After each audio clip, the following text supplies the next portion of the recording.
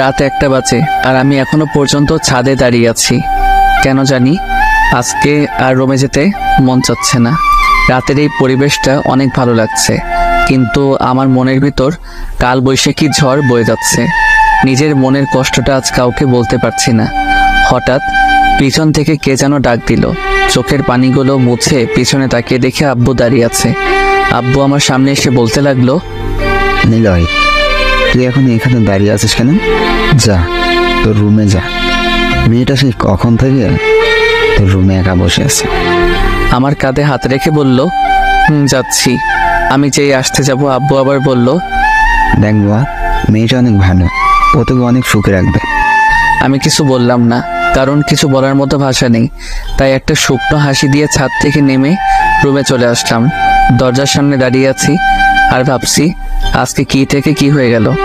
একটা দীর্ঘ নিঃশ্বাস ছেড়ে রুমের দরজা খুলে ভিতরে আসলাম। রুমের লাইট অফ করা ছিল, তাই লাইট অন করে যে খাটের দিকে তাকালাম, তেমনি আমার পা কাঁপাকাঁপি শুরু হয়ে গেল। কারণ যে মেয়ের সাথে আমার বিয়ে হয়েছে, সে মেয়েটা খাটে বসে এক পায়ের উপর আরেক পা রেখে ডান হাতে একটা রিভলভার নিয়ে বসে আছে, আর রিভলভারটা আমার দিকে মুখ করে ধরে আছে। আমার অবস্থা একেবারে খারাপ হয়ে গেছে। তবুও ভয়ে জিজ্ঞেস করলাম, আপনি এটা কই পাইছেন? এটা আমার। মানে? আর এই রিভলভারটা নিয়ে এসেছি তোমাকে মারার জন্য।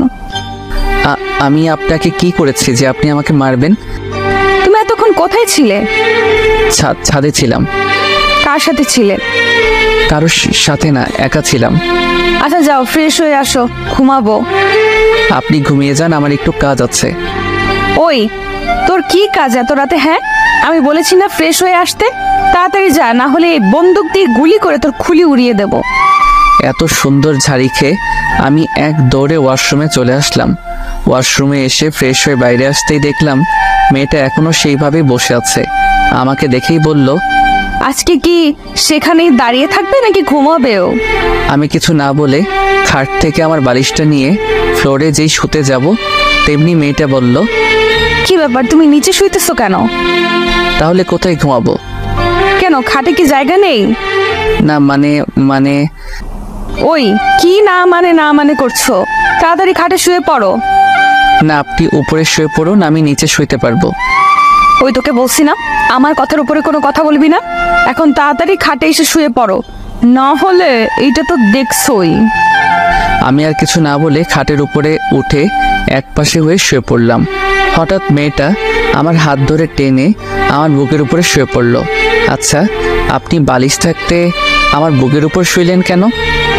এখন থেকে তোমার বুকটা আমার বালিশ। এখন থেকে এখানেই ঘুমাবো। কেন, তোমার কোনো সমস্যা আছে? না, কোনো সমস্যা নেই। কিছু সময় নিরাপত্তা পালন করে হঠাৎ আমি বললাম, আপনাকে একটা প্রশ্ন করি। বলো। আপনার নাম কি? মেয়েটা আমার বুক থেকে মাথা তুলে ড্যাব ড্যাব করে তাকিয়ে বলল, তুমি কি আমার নাম জানো না? না। আমার নাম জান্নাতুল হাসানুল রোজা। অনেক সুন্দর নাম আপনার। আচ্ছা, আপনি আমার থেকে কয় বছরের বড় হবেন? বেশি না, 5 বছরের বড় হব। আমার থেকে 5 বছরের বড় আপনি? আচ্ছা, আপনি কি কখনো রিলেশন করেননি? না, ইসলাম ধর্মে বলা হয়েছে প্রত্যেক মেয়ের উচিত শুধু তার স্বামীকে ভালোবাসার। তাই আমি কোনো রিলেশনে জড়াইনি। আর একটা কথা, আমাকে আপনি বলবা না, তুমি করে বলবা, ঠিক আছে? এখন ঘুমাও, অনেক রাত হয়ে গেছে, সকালে উঠে আবার নামাজ পড়তে হবে। এই কথা বলে আবার বুকে মাথা রেখে শুয়ে পড়ল। রোজা আমার বুকে মাথা রেখে ঘুমিয়ে পড়ল। অল্প কিছু সময়ের মধ্যে আমিও ঘুমিয়ে পড়লাম। সকালে এমন মনে হচ্ছে কে যেন আমাকে ধাক্কা দিচ্ছে। চোখ খুলে দেখি একটা পরীর মতো দেখতে একটা মেয়ে আমার সামনে বসে আছে। আমার ঘুম যেন 1 সেকেন্ডের মধ্যে হাওয়া হয়ে গেল। হঠাৎ রোজা বলল, এই কি হলো? এমন ড্যাব ড্যাব করে কি দেখছো? না মানে, এত সকালে ডাক দিলেন কেন? এখন উঠে তাড়াতাড়ি গোসল করে মসজিদে নামাজ পড়তে যাও। এত সকালে কেউ গোসল করে নাকি? রোজা খাটের কর্নার থেকে বন্দুকটা নিয়ে আমার মাথায় ধরে বলল, কি বললি? আবার বলতো। কি? আমি কি বললাম? আমি যাচ্ছি গোসল করে নামাজ পড়তে। খাট থেকে নেমে দৌড়ে ওয়াশরুমে চলে আসলাম। ফ্রেশ হয়ে মসজিদে নামাজ পড়তে চলে আসলাম। নামাজ পড়ে মসজিদ থেকে বের হলাম। বাইরে পরিবেশটা অনেক ভালো লাগছে। আজকে অনেক দিন পর আবার ফজরের নামাজ পড়লাম। বেশি দেরি না করে বাসায় চলে আসলাম, কারণ আমার অনেক ঘুম পাচ্ছে। বাসায় এসে দেখলাম রোজা মাত্র নামাজ শেষ করলো। আমাকে দেখে বলল, তুমি একটু বসো, আমি জামাটা পাল্টে নেই, তারপর দুজনে একসাথে জগিং করতে যাব। কি? আমি কোথাও যেতে পারবো না, আমি এখন ঘুমাবো। আপনার যদি কোথাও যেতে মনে চায় আপনি যেতে পারেন। ঠিক আছে জানদু, তুমি একটু অপেক্ষা করো, আমি ড্রেস চেঞ্জ করে আসি, তারপর তোমাকে দেখছি। আমিও আর বসে না থেকে শুয়ে পড়লাম। হঠাৎ রোজা ওয়াশরুম থেকে বের হয়ে দেখলো আমি শুয়ে পড়ছি। ও আর কোনো কথা না বলে খাটের কর্নার থেকে রিভলভারটা নিয়ে আমার পেটে খোঁচা দিচ্ছে। আমি একটু বিরক্তি নিয়ে চোখ খুলে দেখি রোজা আমার সামনে বসে রিভলভার দিয়ে আমাকে খোঁচাচ্ছে। আমি এক লাফে খাট থেকে নেমে কিছুটা দূরে গিয়ে দাঁড়িয়ে বললাম, আচ্ছা আপনার সমস্যা কি?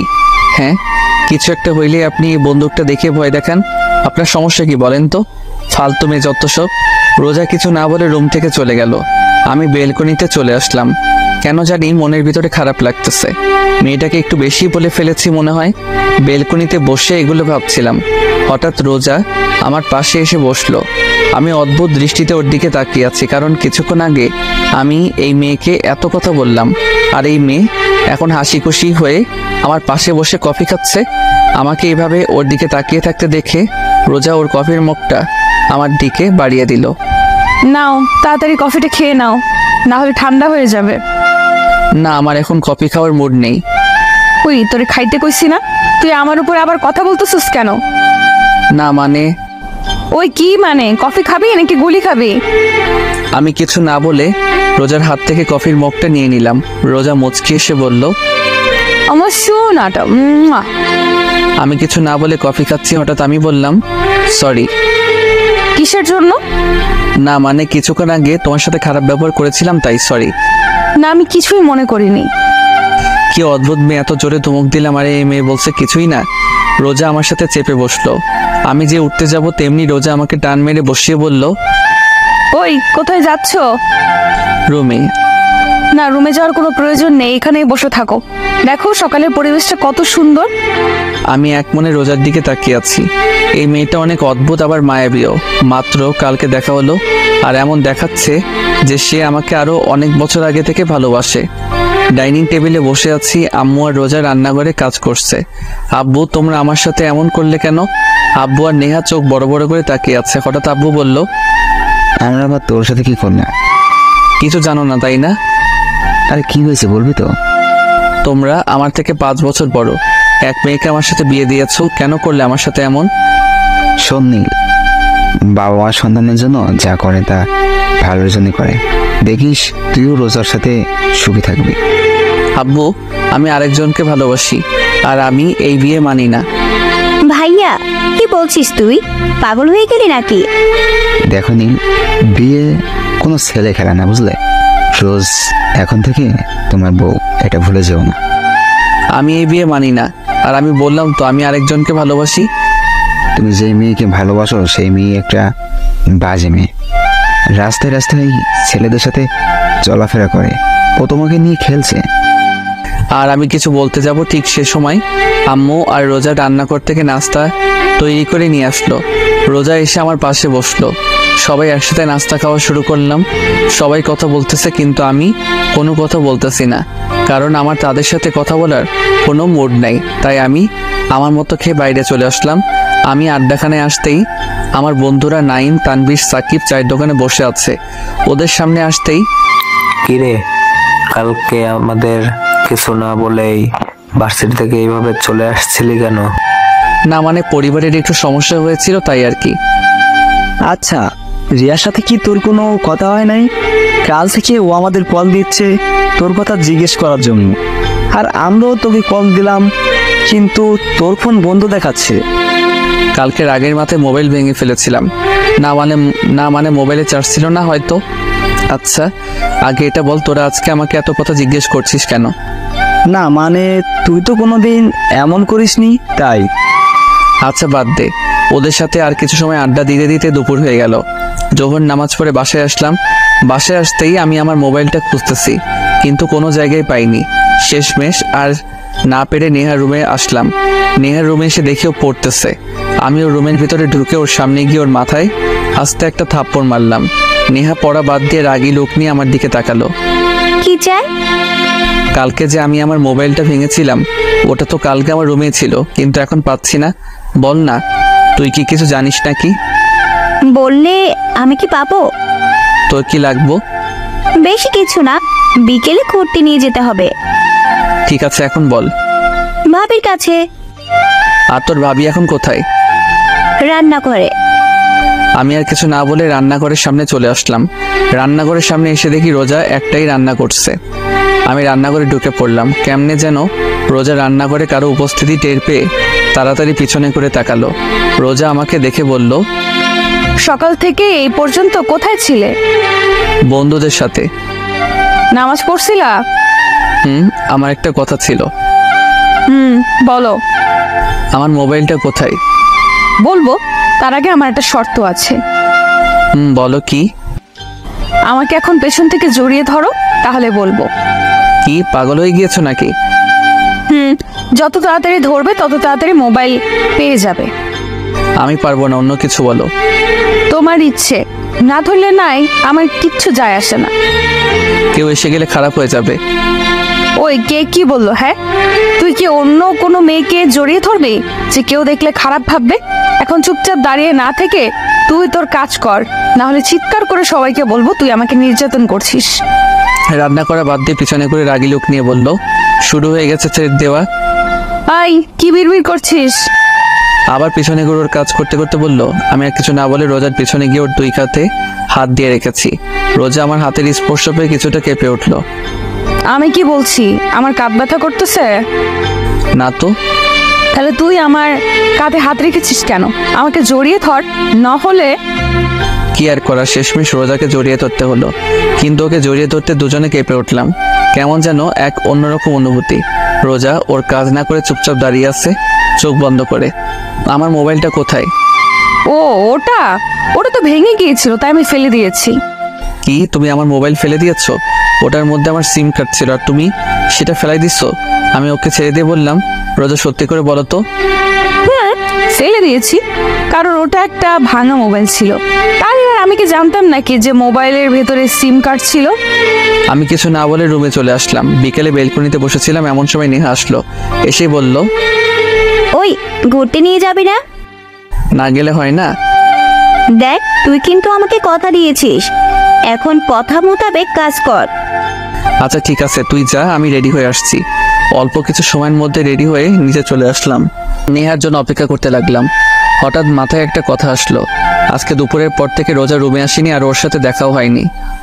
হঠাৎ নেহা আমার সামনে এসে বলল, চল ভাইয়া, আমরা রেডি। আমরা মানে? আমি আর ভাবি। কিন্তু তুই তো বলেছিলি তুই একা যাবি। ওই খবরদার, মিথ্যা কথা বলবি না। আমি বলেছি ঘুরতে নিয়ে যেতে হবে, কিন্তু এটা বলিনি যে আমাকে নিয়ে যেতে হবে। আচ্ছা ঠিক আছে, তোর ভাবি কই?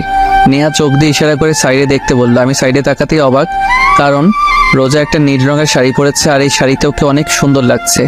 ওর টানা টানা হরিণের মতো চোখে একটা দৃষ্টিতে তাকিয়ে থাকতে মন চাচ্ছে। রোজা আমাকে এইভাবে ওর দিকে তাকিয়ে থাকতে দেখে ও লজ্জায় লাল হয়ে গেল। আমার দুজনের অবস্থা দেখে নেহা বলল, ওই আজকে কি তোমরা যাইবা, নাকি এখানে একজন আরেকজনের দিকে তাকায় থাকবা? নেহার কথা শুনে আমাদের দুজনের ঘোর কাটলো। চলো। আমি গাড়ি ড্রাইভ করছি, আর পিছনে রোজা আর নেহা কথা বলেই যাচ্ছে। থামার কোনো নামই নেই। ওদের কথা শুনে মন চাচ্ছে গাড়ি থেকে লাফ দিই। হঠাৎ নেহা বলল, ভাইয়া, ওই দোকানদারটার সামনে গাড়ি থামা। কেন? ফুচকা খাবো তাই। এখন কথা কম বলে গাড়ি থামা। দোকানটার সামনে গাড়ি থামাতে রোজা আর নেহা গাড়ি থেকে হাওয়া বাইরে তাকিয়ে দেখি ওরা দোকানের দিকে হাঁটা দিচ্ছে। কি আর করার, ওদের পিছে পিছে যেতে হলো। রোজা আর নেহা এক পাশে বসলো, আর আমি আরেক পাশে। কিছু সময়ের পর নেহা আর রোজা এমনভাবে ফুচকা খাওয়া শুরু করলো যে অনেক বছর পর ফুচকা দেখেছে। একটার পর একটা মুখের ভেতর ঢুকিয়ে চলেছে। হঠাৎ কোথা থেকে যেন একটা মেয়ে আমার পাশের সিটে বসে পড়লো। রোজা আর নেহা খাওয়ার মধ্যেই ব্যস্ত, আর আমি ড্যাব ড্যাব করে মেয়েটার দিকে তাকিয়ে আছি। মেয়েটার গায়ের রং ফর্সা। মেয়েটা একটা কালো রঙের শাড়ি পরেছে, হাতে কালো চড়ি, কপালে কালো টিপ। মেয়েটাকে অনেক সুন্দর লাগছে। হঠাৎ মেয়েটা আমাকে বলল, আচ্ছা, আপনি কি সিঙ্গেল? আমি আপনাকে অনেক ভালোবেসে ফেলেছি। আমি রোজ আর নেহার দিকে তাকিয়ে দেখি নেহা ফুচকা না খেয়ে ড্যাব ড্যাব করে মেয়েটার দিকে তাকিয়ে আছে, কিন্তু রোজা চুপচাপ ফুচকা খেয়ে যাচ্ছে। আমি পুরো অবাক হয়ে গেলাম। স্ত্রীর সামনে নিজের স্বামীকে অন্য মেয়ে প্রপোজ করছে আর এই মেয়ে কোনো কিছু না করে ফুচকা খাচ্ছে। কি অদ্ভুত মেয়ে। মেয়েটা আবার বলতে শুরু করলো, আসলে আপনাকে আমার অনেক ভালো লেগেছে, তাই জিজ্ঞেস করলাম। আচ্ছা, আপনার নাম্বারটা দিতে মেয়েটা আর কিছু না বলে হঠাৎ উঠে এক দৌড়ে দোকানের ভেতর থেকে বের হয়ে গেল। আমি মেয়েটার কাণ্ড দেখে অবাক হয়ে গেলাম। এমনভাবে দৌড় দিল যে কোনো ভূত দেখেছে। আমি নেহার দিকে তাকিয়ে দেখি ও রোজার দিকে তাকিয়ে আছে।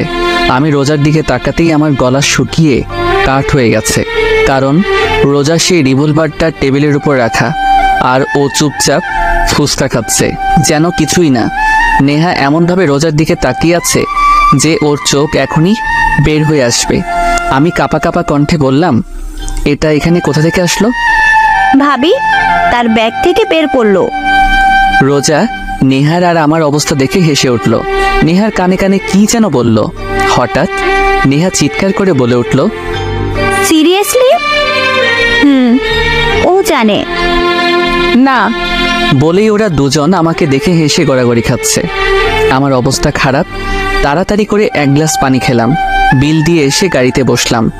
আমি গাড়ি ড্রাইভ করছি আর ওরা দুজন কি নিয়ে যেন হাসাহাসি খাচ্ছে। আচ্ছা, তুমি কি সবসময় তোমার সাথে এই রিভলভারটা নিয়ে চলাফেরা করো? ভয় করে না? যেমন? যদি কোনো দিন তোমার কাছে বন্দুক দেখে পুলিশ তোমাকে ধরে নিয়ে যায়? আমার কথা শুনে ওরা দুজন আবার হাসতে হাসতে গড়াগড়ি খাচ্ছে। আরও কিছু সময় ঘোরাঘুরি করে রাতে বাসায় আসলাম। রাতে রোজা ওয়াশরুমে গেছে।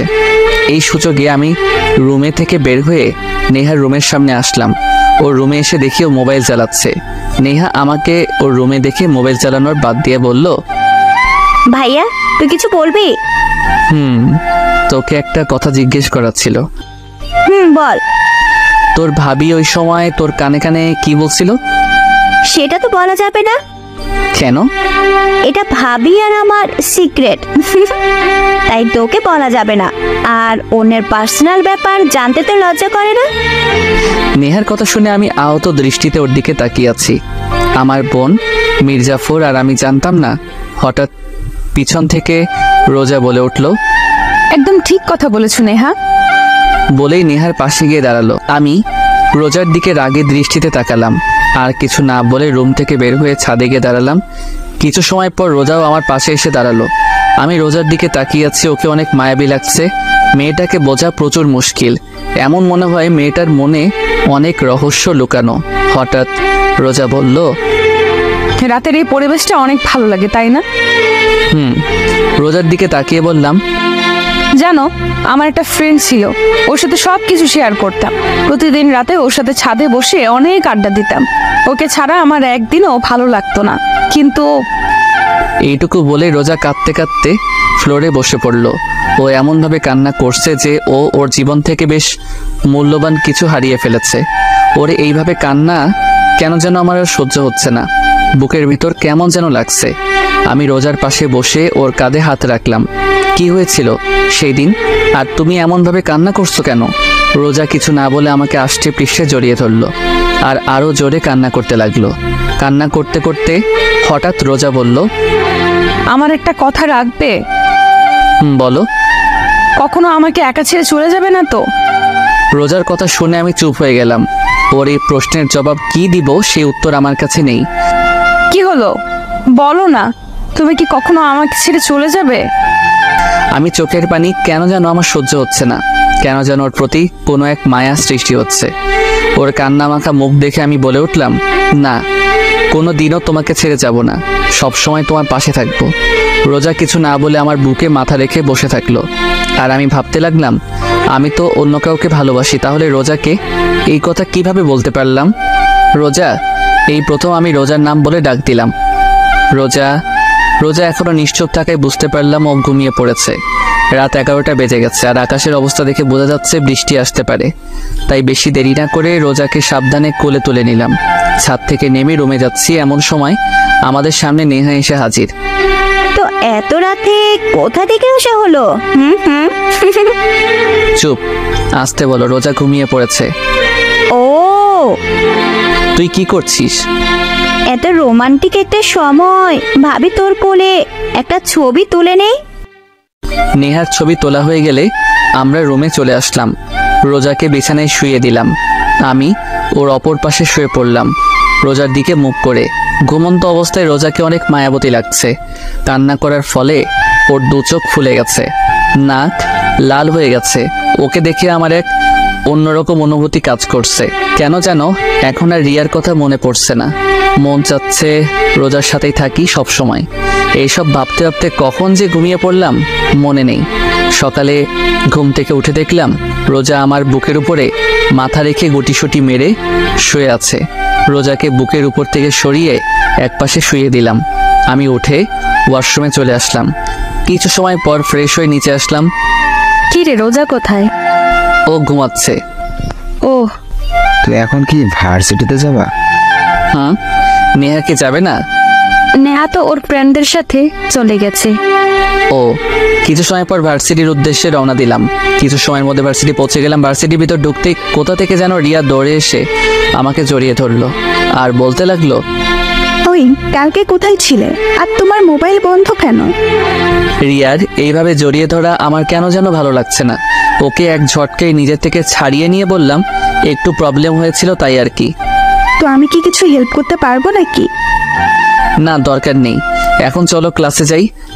না, আজকে গল্প করবো, চলো। না, আমার এখন গল্প করার কোনো মুড নেই। না, তোমাকে বলছি না, এখন গল্প করবো, চলো। আমি রিয়ার হাত থেকে আমার হাত এক টান দিয়ে ছাড়িয়ে নিয়ে বললাম, এত বায়না করো কেন? আমি বললাম না আমার এখন তোমার সাথে গল্প করার মুড নেই। সরি। রিয়া কিছু না বলে সেখান থেকে চলে গেল। আর আমি ভাবতে লাগলাম আজ এই প্রথম আমি রিয়ার সাথে এমন ব্যবহার করলাম, কিন্তু কেন করলাম তা অজানা। অনেক সময় খোঁজার পর এক ক্যাম্পাসের এক কোনো আম গাছের নিচে বসে আছে। আমি রিয়ার সামনে গিয়ে দাঁড়ালাম। অনেকক্ষণ হয়ে গেল কিন্তু রিয়া এখনো পর্যন্ত নিচের দিকে তাকিয়ে আছে। আমি আর না পেরে রিয়ার সামনে বসে পড়লাম। সরি সরি বললাম তো। আমার আপনার সরি লাগবে না, আপনি এখন আসতে পারেন। না, আমি এখন আমার জানের সাথে গল্প করব। দরকার নেই আপনার গল্প। আমি রিয়ার পাশে বসে রিয়ার মাথা ধরে আমার কাঁধে রাখলাম। রিয়া আমার কাঁধে মাথা রেখে চুপচাপ বসে আছে। এখন কি কোনো কথা না বলার প্রতিজ্ঞা করেছো? ঠিক আছে, আমি কোনো কথা বলবো না। আমার সোনাটা কি রাগ করেছে? রিয়ার মুখের কথা শুনে আমার রোজার কথা মনে পড়ে গেল। ওই মেয়ে এখন কি যেন করছে। হঠাৎ রিয়া হালকা ধাক্কা দিয়ে বলল, কি হলো, কি ভাবছো? না কিছু, রিয়ার সাথে গল্প করছি। হঠাৎ ক্যাম্পাসে পুলিশের গাড়ি ঢুকলো। ক্যাম্পাসের সবাই গাড়ির দিকে তাকিয়ে আছে। হঠাৎ পুলিশের গাড়ির ভিতর থেকে একজন লোক বের হয়ে আমাদের দিকে আসতে লাগলো। আমি আর রিয়া কিছুটা ভয় পেয়ে গেলাম। লোকটা সামনে এসে বলল, আপনাকে ম্যাডাম ডেকেছে। আমি কি করেছি যে আপনার ম্যাডাম আমাকে ডেকেছে? সেটা না হয় ম্যাডামের কাছ থেকেই শুনে নিয়েন। বলে আমার হাত ধরে টেনে নিয়ে যেতে লাগলো যেন আমি কোনো আসামি। পুরো ক্যাম্পাসের সবাই আমার দিকে তাকিয়ে আছে আর ভয়ে আমার গলা শুকিয়ে কাট, হার্টবিট কয়েক গুণ গতিতে লাফাতে লাগলো। লোকটা পুলিশের গাড়ির সামনে এসে বলল, ম্যাম নিয়ে এসেছি। গাড়ির ভিতরে যে বসেছিল তাকে বলল। আপনি এখন যেতে পারেন। লোকটা চলে গেল। গাড়ির ভিতরে যে মেয়েটা বসেছিল তাকে দেখে আমার মাথায় আকাশ ভেঙে পড়ল। আমার গলা দিয়ে কোনো কথা বের হচ্ছে না। তারপরেও কাপা কাপা গলায় বললাম, তুমি? তো এখানে কি অন্য কেউ থাকার কথা ছিল নাকি? পুলিশ থাকার কথা। তুমি গাঁজা টাজা খাইছো নাকি? না, কেন? তাহলে তুমি কি আমার শরীরে পুলিশের ইউনিফর্ম পরা তাকে দেখো না? তাহলে তুমি কি আসলেই পুলিশ? কোন পোস্টে? ওসি।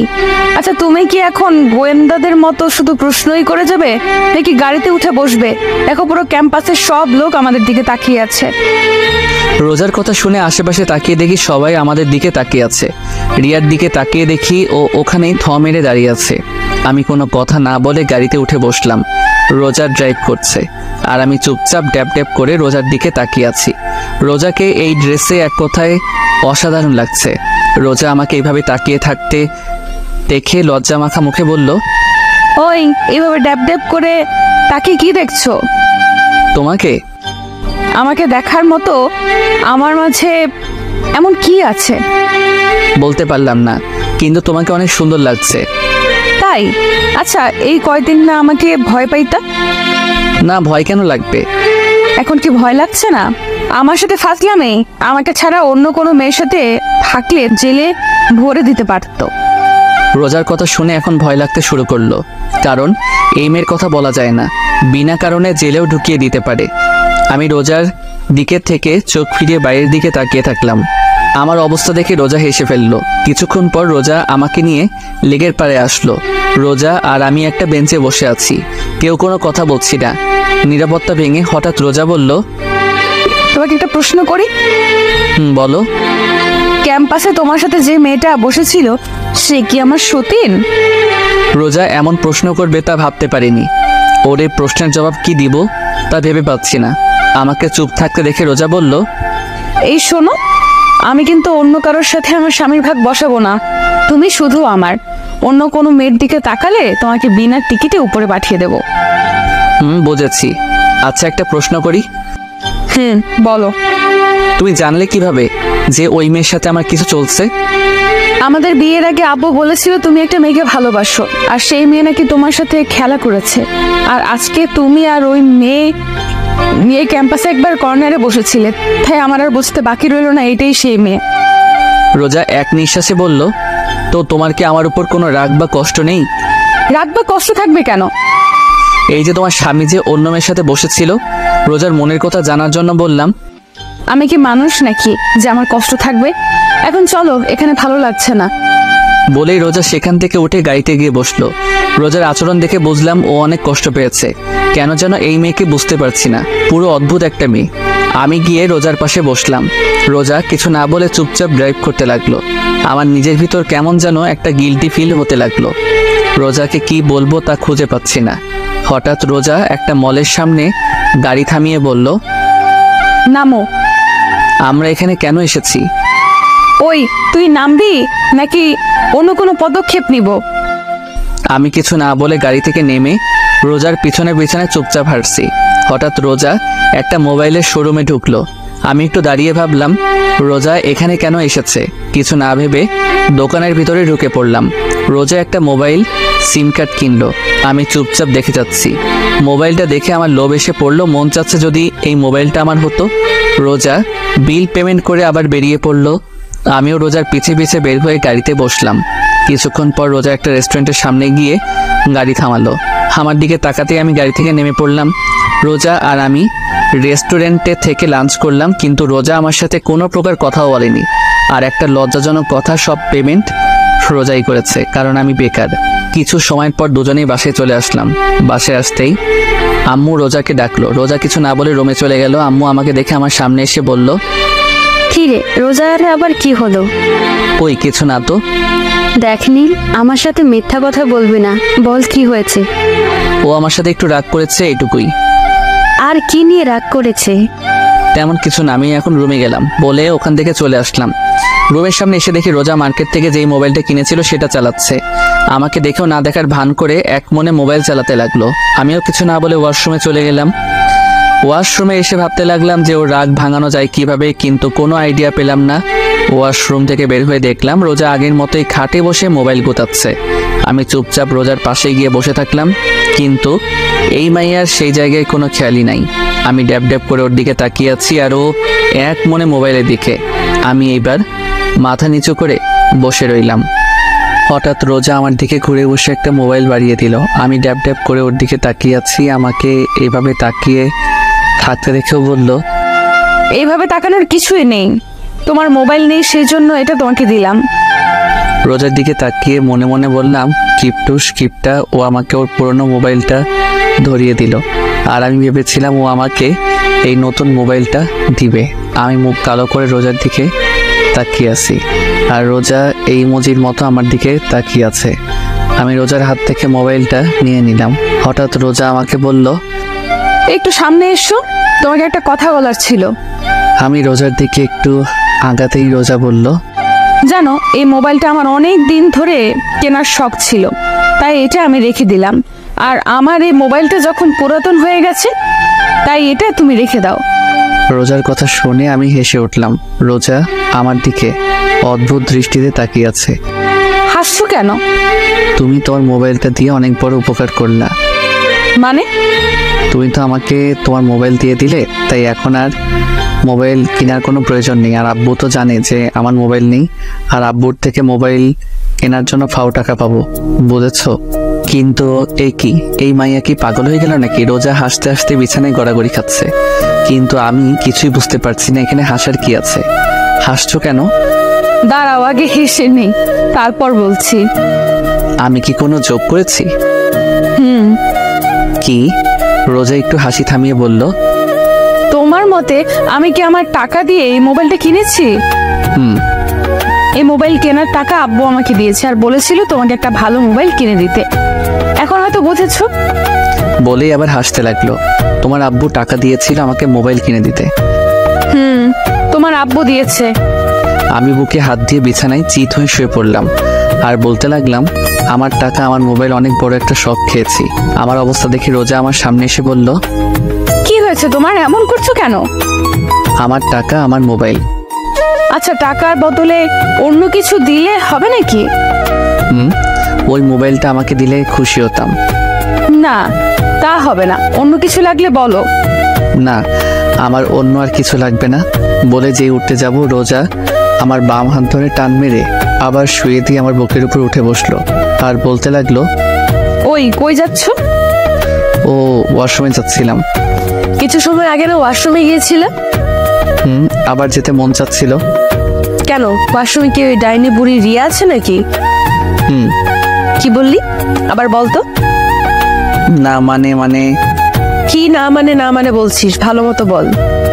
আমি যেই কিছু বলতে যাব তার আগেই রোজা ওর মুখ আমার মুখের সামনে নিয়ে আসলো। রোজার নিঃশ্বাস আমার মুখে পড়ছে আর আমার নিঃশ্বাস রোজার মুখে। রোজা কিছুটা কেঁপে উঠলো। ও এক দৃষ্টিতে আমার চোখের দিকে তাকিয়ে আছে। আমি চোখ সরিয়ে নিলাম। যেই রোজাকে সরাতে যাব তার আগেই রোজা আমার ঠোঁটের ওইতে নিয়ে নিল। প্রায় 6 মিনিট পাগলের মতো কিস করার পর হঠাৎ আমার নিঃশ্বাস বন্ধ হয়ে যাচ্ছে, তাই রোজাকে ধাক্কা দিয়ে সরিয়ে ফেললাম। দুজনেই হাঁপাতে লাগলাম। রোজা বলল, ওই তুমি আমাকে সরালে কেন? এমন পাগলের মতো কেউ কাউকে কিস করে? আর একটু হলেই তো মরে গিয়েছিলাম। আমার স্বামীকে আমি মেরে ফেলবো, কিস করবো, তাতে তোমার কি? আচ্ছা, তোমার কি লজ্জা করে না? কেন লজ্জা করবে? তোমার থেকে বয়সে একটা ছোট ছেলেকে কিস করতে। আর এই বয়সে কম ছেলেটা আমার স্বামী, তাই আমার যা মন চাইবে আমি তাই করব। বলেই রোজা চলে গেল আর আমি ছাদে চলে আসলাম। ছাদে এক কর্নারে দাঁড়িয়ে ভাবতে লাগলাম, এখন মনে হচ্ছে রোজার জন্য আমার মনে ভালোবাসা জন্ম নিয়েছে। ওর এই পাগলামোগুলো কেন যেন ভালো লাগছে। তাহলে কি আমি রোজাকে ভালোবেসে ফেলেছি? কিন্তু আমি তো রিয়াকে ভালোবাসি। রাতে সবার সাথে খাওয়া দাওয়া করে রুমে এসে খাটে বসে রোজার দেওয়া মোবাইলটা হাতে নিয়ে দেখতে লাগলাম আর ভাবছি মোবাইলটা চালু করব নাকি। বেশি কিছু না ভেবে মোবাইলটা অন করলাম। মোবাইলের ওয়ালপেপার দেখে আমি একটু অবাক হলাম, কারণ সেদিন রাতে নেহা আমার আর রোজার যে ছবিটা তুলেছিল সেটা দিয়ে রেখে, তার মানে সেই রাতের ঘটনা রোজা নেহার থেকে শুনেছে। ওসব ভাবছি, হঠাৎ রোজা রুমে ঢুকলো। কিছু না বলে রুমের দরজা লাগিয়ে আমার সামনে এসে বলল, আমি এখন ঘুমাবো। তো ঘুমিয়ে যাও, আমি কি তোমাকে ধরে রেখেছি নাকি? তুমি কি ঘুমাবে না? তাহলে ঘুমাও, এত রাতে ফোন চালাচ্ছ কেন? তুমি ঘুমিয়ে পড়ো, আমি একটু পর ঘুমাবো। বুঝেছি, ভালোভাবে বললে হবে না। বলেই রোজা খাটের উপরে উঠে আমার হাত থেকে মোবাইলটা নিয়ে নিল। আমি শুধু নির্বাক দর্শক হিসেবে তাকিয়ে আছি। মোবাইলটা সাইডে রেখে আমার হাত টান মেরে শুয়ে দিয়ে ও আমার বুকের উপর শুয়ে পড়ল। আমি এখনো নির্বাক দর্শক হিসেবে তাকিয়ে আছি।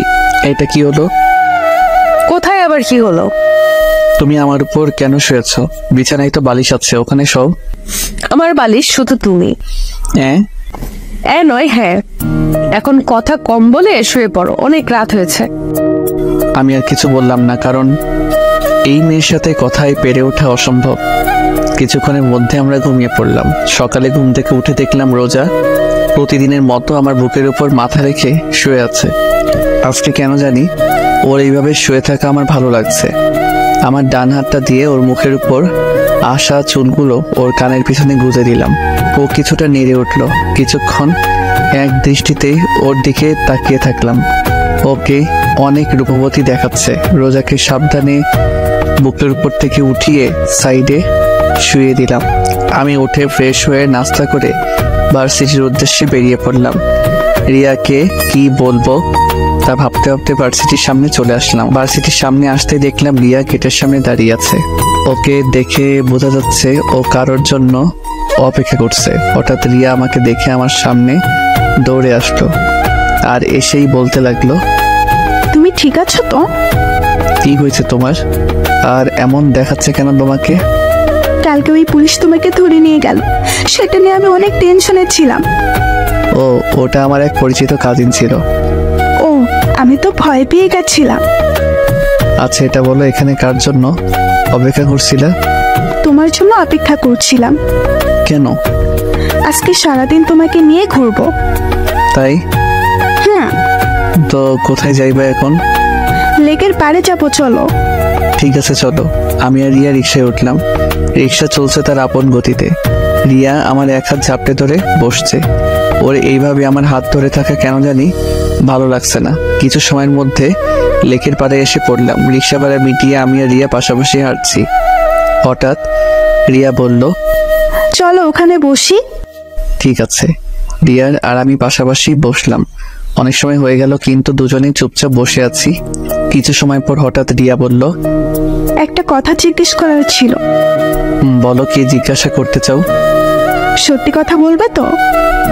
বলো, কি এমন কথা? তুমি কি আমার থেকে কিছু লুকাচ্ছ? আমি রিয়ার কথার উত্তর কি দিব সেটা ভাবছি। ওকে কি সত্যিটা বলে দিব নাকি? আমাকে চুপ থাকতে দেখে রিয়া বলল, কি হলো, কি ভাবছো? না কিছু না। তুমি কি বলছিলে? আমি বলছিলাম যে তুমি কি আমার থেকে কিছু লুকাচ্ছ? না মানে আমি আবার তোমার থেকে কি লুকাবো?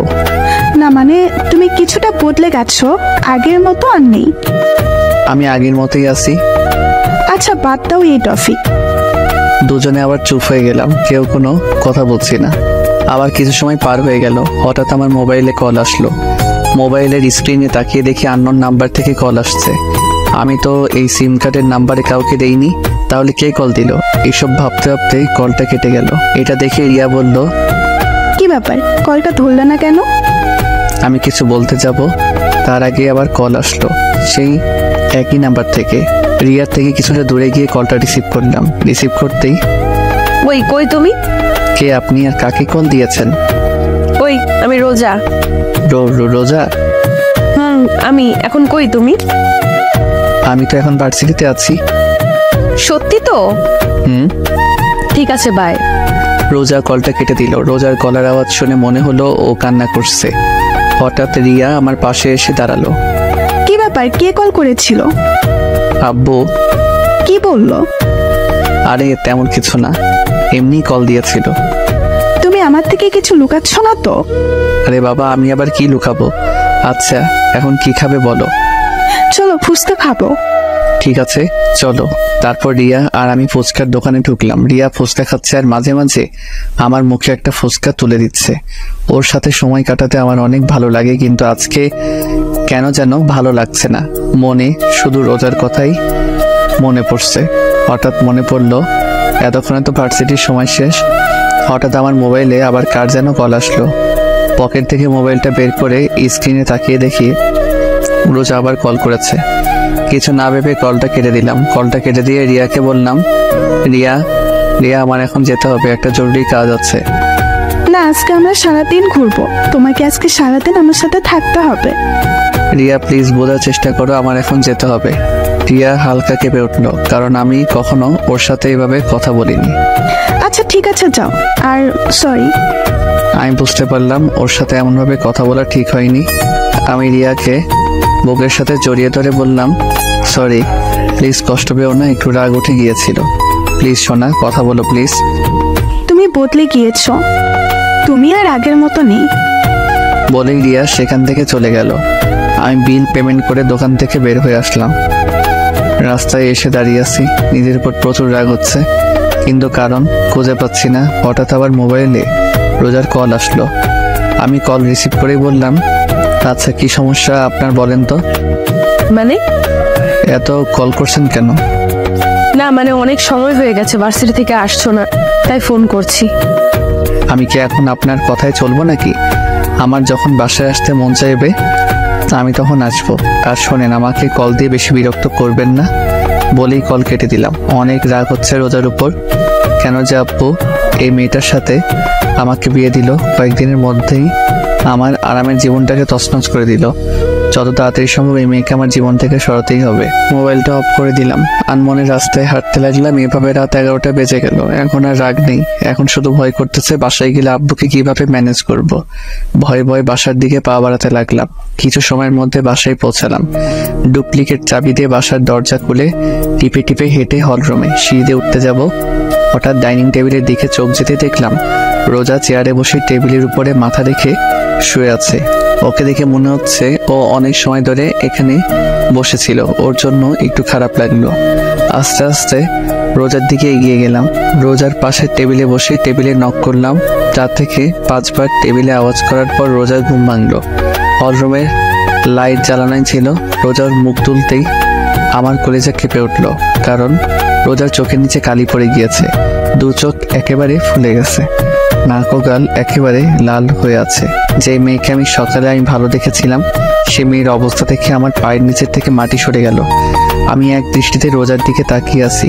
হঠাৎ রোজা বলল, ও তুমি আসছো, বসো, তোমাকে খাবার দিচ্ছি। বলেই একটা প্লেটে খাবার বাড়তে শুরু করলো। আমি রোজাকে দেখে অবাক না হয়ে পারছি না, কারণ যেই মেয়ে আমাকে কথায় কথায় থ্রেট দিত, একটু ভুল করলে আমার অবস্থা টাইট করে দিত, আর আজ আমি সারাদিন বাইরে ছিলাম, ওর কলও রিসিভ করিনি। কোথায় ও আমার উপর রেগে থাকবে, কিন্তু তা না করে ও একেবারে শান্ত হয়ে আছে। আমার একটু ভয় হতে লাগলো, কারণ রোজার এই রূপ আমার মোটেও সুবিধার মনে হচ্ছে না। আর ওর চেহারার অবস্থা এমন কেন? হঠাৎ রোজা বলল, কি হলো, কি দেখছো, খাবার খাচ্ছ না কেন? আমি কিছু না বলে চুপচাপ খাবার খেতে লাগলাম। কি বলবো ওকে সেটাই ভেবে পাচ্ছি না, কারণ আজকে সকালে ওর সাথে যেভাবে কথা বলেছিলাম তা ভেবে বুঝতে পারছি কি থেকে কি শুরু করব। হঠাৎ আমি নিজের দিকে তাকিয়ে বলতে লাগলাম, সরি, আসলে আজকে তুমি যখন কল দিয়েছিলে তখন আমার মুড একটু খারাপ ছিল, আর সেই সময় তুমি কল দিয়েছিলে, তাই তোমাকে একটু বেশি বলে দিয়েছিলাম। প্লিজ আমাকে মাফ করে দাও। আমি কথাগুলো বলতে বলতে রোজার দিকে তাকাতেই দেখি ও আবার টেবিলের উপর মাথা রেখে ঘুমিয়ে পড়েছে।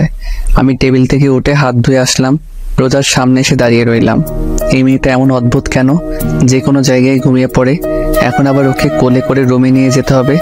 মুচকি এসে যেই রোজার শরীরে যেই হাত রাখলাম, যা তেমন আমি 2 কদম পিছে চলে গেলাম, কারণ রোজার শরীর জ্বরে পড়ে যাচ্ছে। আমি অনেক ঘাবড়ে গেলাম।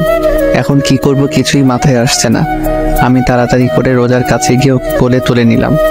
রোজাকে কোলে নিয়ে রুমে চলে আসলাম। এসেই রোজাকে বিছানায় শুয়ে দিয়ে দৌড় দিয়ে ওয়াশরুমে চলে গেলাম। একটা বালতির মধ্যে পানি এনে কাপড় দিয়ে রোজার মাথায় পানি পড়তে দিতে লাগলাম। হঠাৎ খেয়াল করলাম রোজা কাঁপছে। বিছানার সাইড থেকে কম্বলটা নিয়ে রোজার গায়ে জড়িয়ে দিলাম। রোজা কম্বলটাকে আষ্টে পৃষ্ঠে জড়িয়ে ধরলো, আর আমি ওর মাথার পাশে বসে পানি পড়তে দিতে থাকলাম। আর ভাবতে লাগলাম, রোজার আজকে যে অবস্থা তার জন্য একমাত্র দায়ী আমি। আমার জন্যই হয়তো এমন হয়েছে। আজকে ওকে শুধু শুধু এতগুলো কথা শুনিয়েছিলাম। সারাটা দিন মেয়েটা কতবার কল করেছিল, কিন্তু একটাবারও ওর কল রিসিভ করিনি। কত যেন কষ্ট পেয়েছে, আর গাধার মতো এসে আমি ওকে রেখে খেতে বসে গেলাম। একটাবারও জিজ্ঞেস করলাম না যে তুমি খেয়েছো কিনা। নিজের উপর অনেক রাগ হতে লাগলো। হঠাৎ এমন মনে হলো আমার গাল বেয়ে পানি গড়িয়ে পড়ছে। এক হাত দিয়ে চেহারায় হাত দিয়ে দেখে আমার চোখে পানি। আমার চোখের পানিটা মায়ার নাকি কষ্টের সেটা অজানা। আমি শেষবার কবে কেঁদেছিলাম সেটা আমার মনে নেই। কেন যে মেয়েটাকে এত কষ্ট দিতে গেলাম। রোজার চেহারার দিকে তাকালেই কেন জানি আমার অনেক কষ্ট হচ্ছে। এইভাবে সারা রাত রোজার মাথায় পানি ঢালতে ঢালতে সকাল হয়ে গেল। সকাল 6টা। এখন রোজার শরীরের জ্বর কিছুটা কমে এসেছে। হঠাৎ আমি রোজার জামার দিকে খেয়াল করে দেখলাম পানি ঢালতে ঢালতে ওর জামা বেশ খানিকটা ভিজে গিয়েছে। এখন হইল আরেক সমস্যা, রোজার জামা চেঞ্জ করা যায় কিভাবে। কিছু সময় ভেবে আমি রুম থেকে বের হয়ে নেহার রুমের সামনে আসলাম। নেহার রুমের সামনে এসে বেশ খানিকটা সময় ধরে নেহাকে ডাকার পরে নেহা দরজা খুলতেই বলল, কি হয়েছে, সমস্যা কি? আপনি এত সকালে আমাকে ডাকছেন কেন? নেহা আমার সাথে এক এতটুকু বলেই চুপ হয়ে গেলাম, কারণ আমার বোন আমাকে আপনি করে বলছে। কি হলো বোন, তুই আমাকে আপনি করে বলছিস কেন? নেহা এক ঝটকায় হাতটা সরিয়ে নিয়ে আমার থেকে 2 কদম পিছে গিয়ে বলতে লাগলো, আমার ইচ্ছা আমি কাকে কি বলে রাখবো। আর আপনি আমার ভাই না, আমি আপনার কোনো বোন না। আমি অবাকের উপর অবাক হচ্ছি, কারণ কি এমন হয়েছে যার কারণে নেহা আমার সাথে এমন ব্যবহার করছে? কেন জানি ওর কথাগুলোয় আমার ভিতরে কেমন যেন ব্যথা অনুভব হতে লাগলো। হঠাৎ নেহা আমার মুখের সামনে চুটকি বাজিয়ে বলল, কি হলো, আপনি কেন এসেছেন এখানে? রোজার। কি হয়েছে ভাবি, কি বলেন, কি হয়েছে ভাবি? আমি কিছু বলার আগে নেহা আমাকে পাশ কাটিয়ে আমার রুমের দিকে দৌড় দিল। আমি দাঁড়িয়ে না থেকে নেহার পিছনে পিছনে গেলাম। নেহার রুমের ভিতর ঢুকে রোজার অবস্থা দেখে আমার দিকে রাগী দৃষ্টিতে তাকালো। ও এমনভাবে আমার দিকে তাকালো যে আমি কোনো জেলের আসামি। নেহা আমার সামনে এসে বলল, কি করেছেন আপনি ভাবির সাথে? রাতে আমি আর রোজা খাবার টেবিলে বসেছিলাম, আমি খাবার খাচ্ছি। হঠাৎ দেখি রোজা কিছুটা কাঁপছে, কিন্তু আমি ভেবেছিলাম হয়তো এমনই। তারপর হাত ধুয়ে এসে যখন ওর ঢাক দিলাম কিন্তু উঠলো না। ওর শরীরের হাত দিয়ে দেখি ওর শরীরে প্রচুর জ্বর এসেছে। তারপর ওকে রুমে নিয়ে এসে পানি পট্টি দিতে দিতে ওর জামা ভিজে গিয়েছে, তাই তোকে ডাক দিয়েছি। আচ্ছা, ভাবি কি আপনাকে কিছু বলেনি? না। একবারও কি রুমের অবস্থা দেখেছেন? না, রুমে আবার কি হবে? এটুকু বলেই পুরো রুমের দিকে তাকাতেই দেখলাম আমার রুমটা এমন দেখাচ্ছে যে রুমের ভিতরে কোনো বড়সড় টর্নেডো এসেছিল। রুমের প্রত্যেকটা জিনিস ভেঙে ফেলেছে, এমনকি খাটের উপর দেয়ালে আমার বড় একটা ছবি ঝোলানো ছিল সেটাও ভেঙে ফেলেছে। আমি নেহার দিকে তাকাতেই নেহা বলল, এগুলো সব আপনার জন্য হয়েছে। আমি যেই কিছু বলতে যাব তার আগে নেহা আমাকে ধাক্কা দিয়ে রুম থেকে বের করে দিল। আমি রুমের বাইরে দাঁড়িয়ে ভাবতে লাগলাম রোজা কেন ভেঙেছে সবকিছু। ওর কলনা ধরায় কি ও রেগে গিয়ে এগুলো করেছে নাকি অন্য কোনো কারণে? এইভাবে কিছু সময় যাওয়ার পর নেহা রুমের দরজা খুলল। আমি রুমের বাইরে দাঁড়িয়েছিলাম। নেহা আমার সামনে এসে বলল, ভাইয়া, কালকে যদি তুই ভাবির সাথে মিথ্যা কথা না বলতি তাহলে আজকে এমনটা হতো না। কালকে দুপুর থেকে ভাবি কিছু না খেয়ে বসেছিল তোর জন্য, আর তুই বদলে গিয়েছিস ভাইয়া। বলেই নেহা চলে গেল। আমি চুপচাপ দাঁড়িয়ে থাকলাম, আর মাথায় শুধু একটা কথাই আসছে, তাহলে কি রোজা জানতো যে আমি ভার্সিটিতে না গিয়ে রিয়ার সাথে ঘুরতে গিয়েছিলাম, আর কাল থেকেও কিছু না খেয়ে বসেছিল, আর আমি নিজের প্রতি নিজের খুব রাগ হতে লাগলো। কিন্তু এত কিছু হয়ে যাওয়ার পরেও রোজা আমার সাথে রাগে কেন কথা বললো না কেন? আমি রুমের ভিতর আসতে দেখলাম রোজা ঘুমিয়ে আছে। ওর চেহারা একেবারে শুকিয়ে গিয়েছে, চোখের নিচে কালি জমে গিয়েছে। আমি গিয়ে রোজার পাশে বসলাম, আর এক দৃষ্টিতে ওর চেহারার দিকে তাকিয়ে রইলাম। সকাল 8টার দিকে রোজার ঘুম ভাঙলো। ও চেয়ে দেখে আমি ওর দিকে এক দৃষ্টিতে তাকিয়ে আছি। রোজাও কিছু না বলে চুপচাপ আমার চোখের দিকে তাকিয়ে আছে। হঠাৎ রোজা বলল, কি হয়েছে, আপনি কাঁদছেন কেন? কেন যেন রোজার এই আপনি বলাই মনের মধ্যে কোনো কষ্ট লাগলো না। এমন মনে হচ্ছে আমি আপনি করে বলারই প্রাপ্য। আমি কিছু না ভেবে রোজাকে দুহাত দিয়ে আমার বুকের সাথে চেপে ধরলাম। আমি আজ প্রথমবার রোজাকে নিজের ইচ্ছায় বুকের সাথে জড়িয়ে ধরলাম। রোজা একেবারে চুপ হয়ে আছে, কিছুই বলছে না, এমনিও কোনো নড়াচড়াও করছে না। ওর এইভাবে চুপ করে থাকা আমি মেনে নিতে পারছি না। প্লিজ আমাকে মাফ করে দাও। আমি কালকে তোমার সাথে মিথ্যা কথা বলতে চাইনি, ভয়ে ছিলাম যদি তোমাকে সত্যি কথা বললে যদি তুমি রাগ করতে, তাই। কিন্তু এখন মনে হচ্ছে তোমাকে সত্যি কথা বলে দেওয়াটাই উচিত ছিল। প্লিজ আমাকে মাফ করে দাও কালকে তোমার সাথে বাজে ব্যবহার করার জন্য। তোমাকে একটা কথা বলবো, তার সত্যি সত্যি উত্তর দিবে। বলো, কি জানতে চাও তুমি? তুমি কি রিয়াকে সত্যি ভালোবাসো? আমার জন্য কি তোমার মনে কোনো ভালোবাসা নেই? আমি কি আমার জন্য তোমার মনে একটুও ভালোবাসা জন্মাতে পারিনি? রোজার প্রশ্নের উত্তর আমার অজানা। আমি জানি না আমি রোজাকে ভালোবাসি নাকি ভালোবাসি না, কিন্তু ওকে ছাড়া কথা না বললে আমার মনে কেন যেন শান্তি লাগে না। কেন যেন ওর পাগলামোগুলো আমার ভালো লাগতে শুরু করেছে। তাহলে কি আমি ওকে ভালোবেসে ফেলেছি?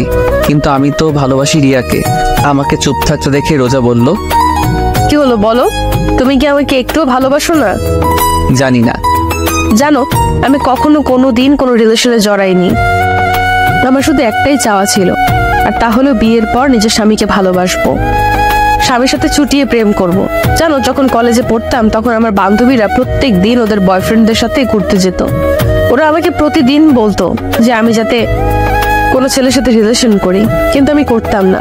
কারণ ছোট থাকতে আম্মু শিখিয়েছিল ইসলাম ধর্মে রিলেশন করাটা হারাম। তাই আমি ওদের বলতাম আমিও একদিন ঘুরবো আমার স্বামীর সাথে। জানো, আমি চাইলে আমার থেকে বড় আর নইলে আমার সমবয়সী কাউকে বিয়ে করতে পারতাম, কিন্তু আমি আমার থেকে বয়সে ছোট ছেলেকে বিয়ে করার কারণ হচ্ছে তুমি যেন সবসময় আমার কথা শোনো।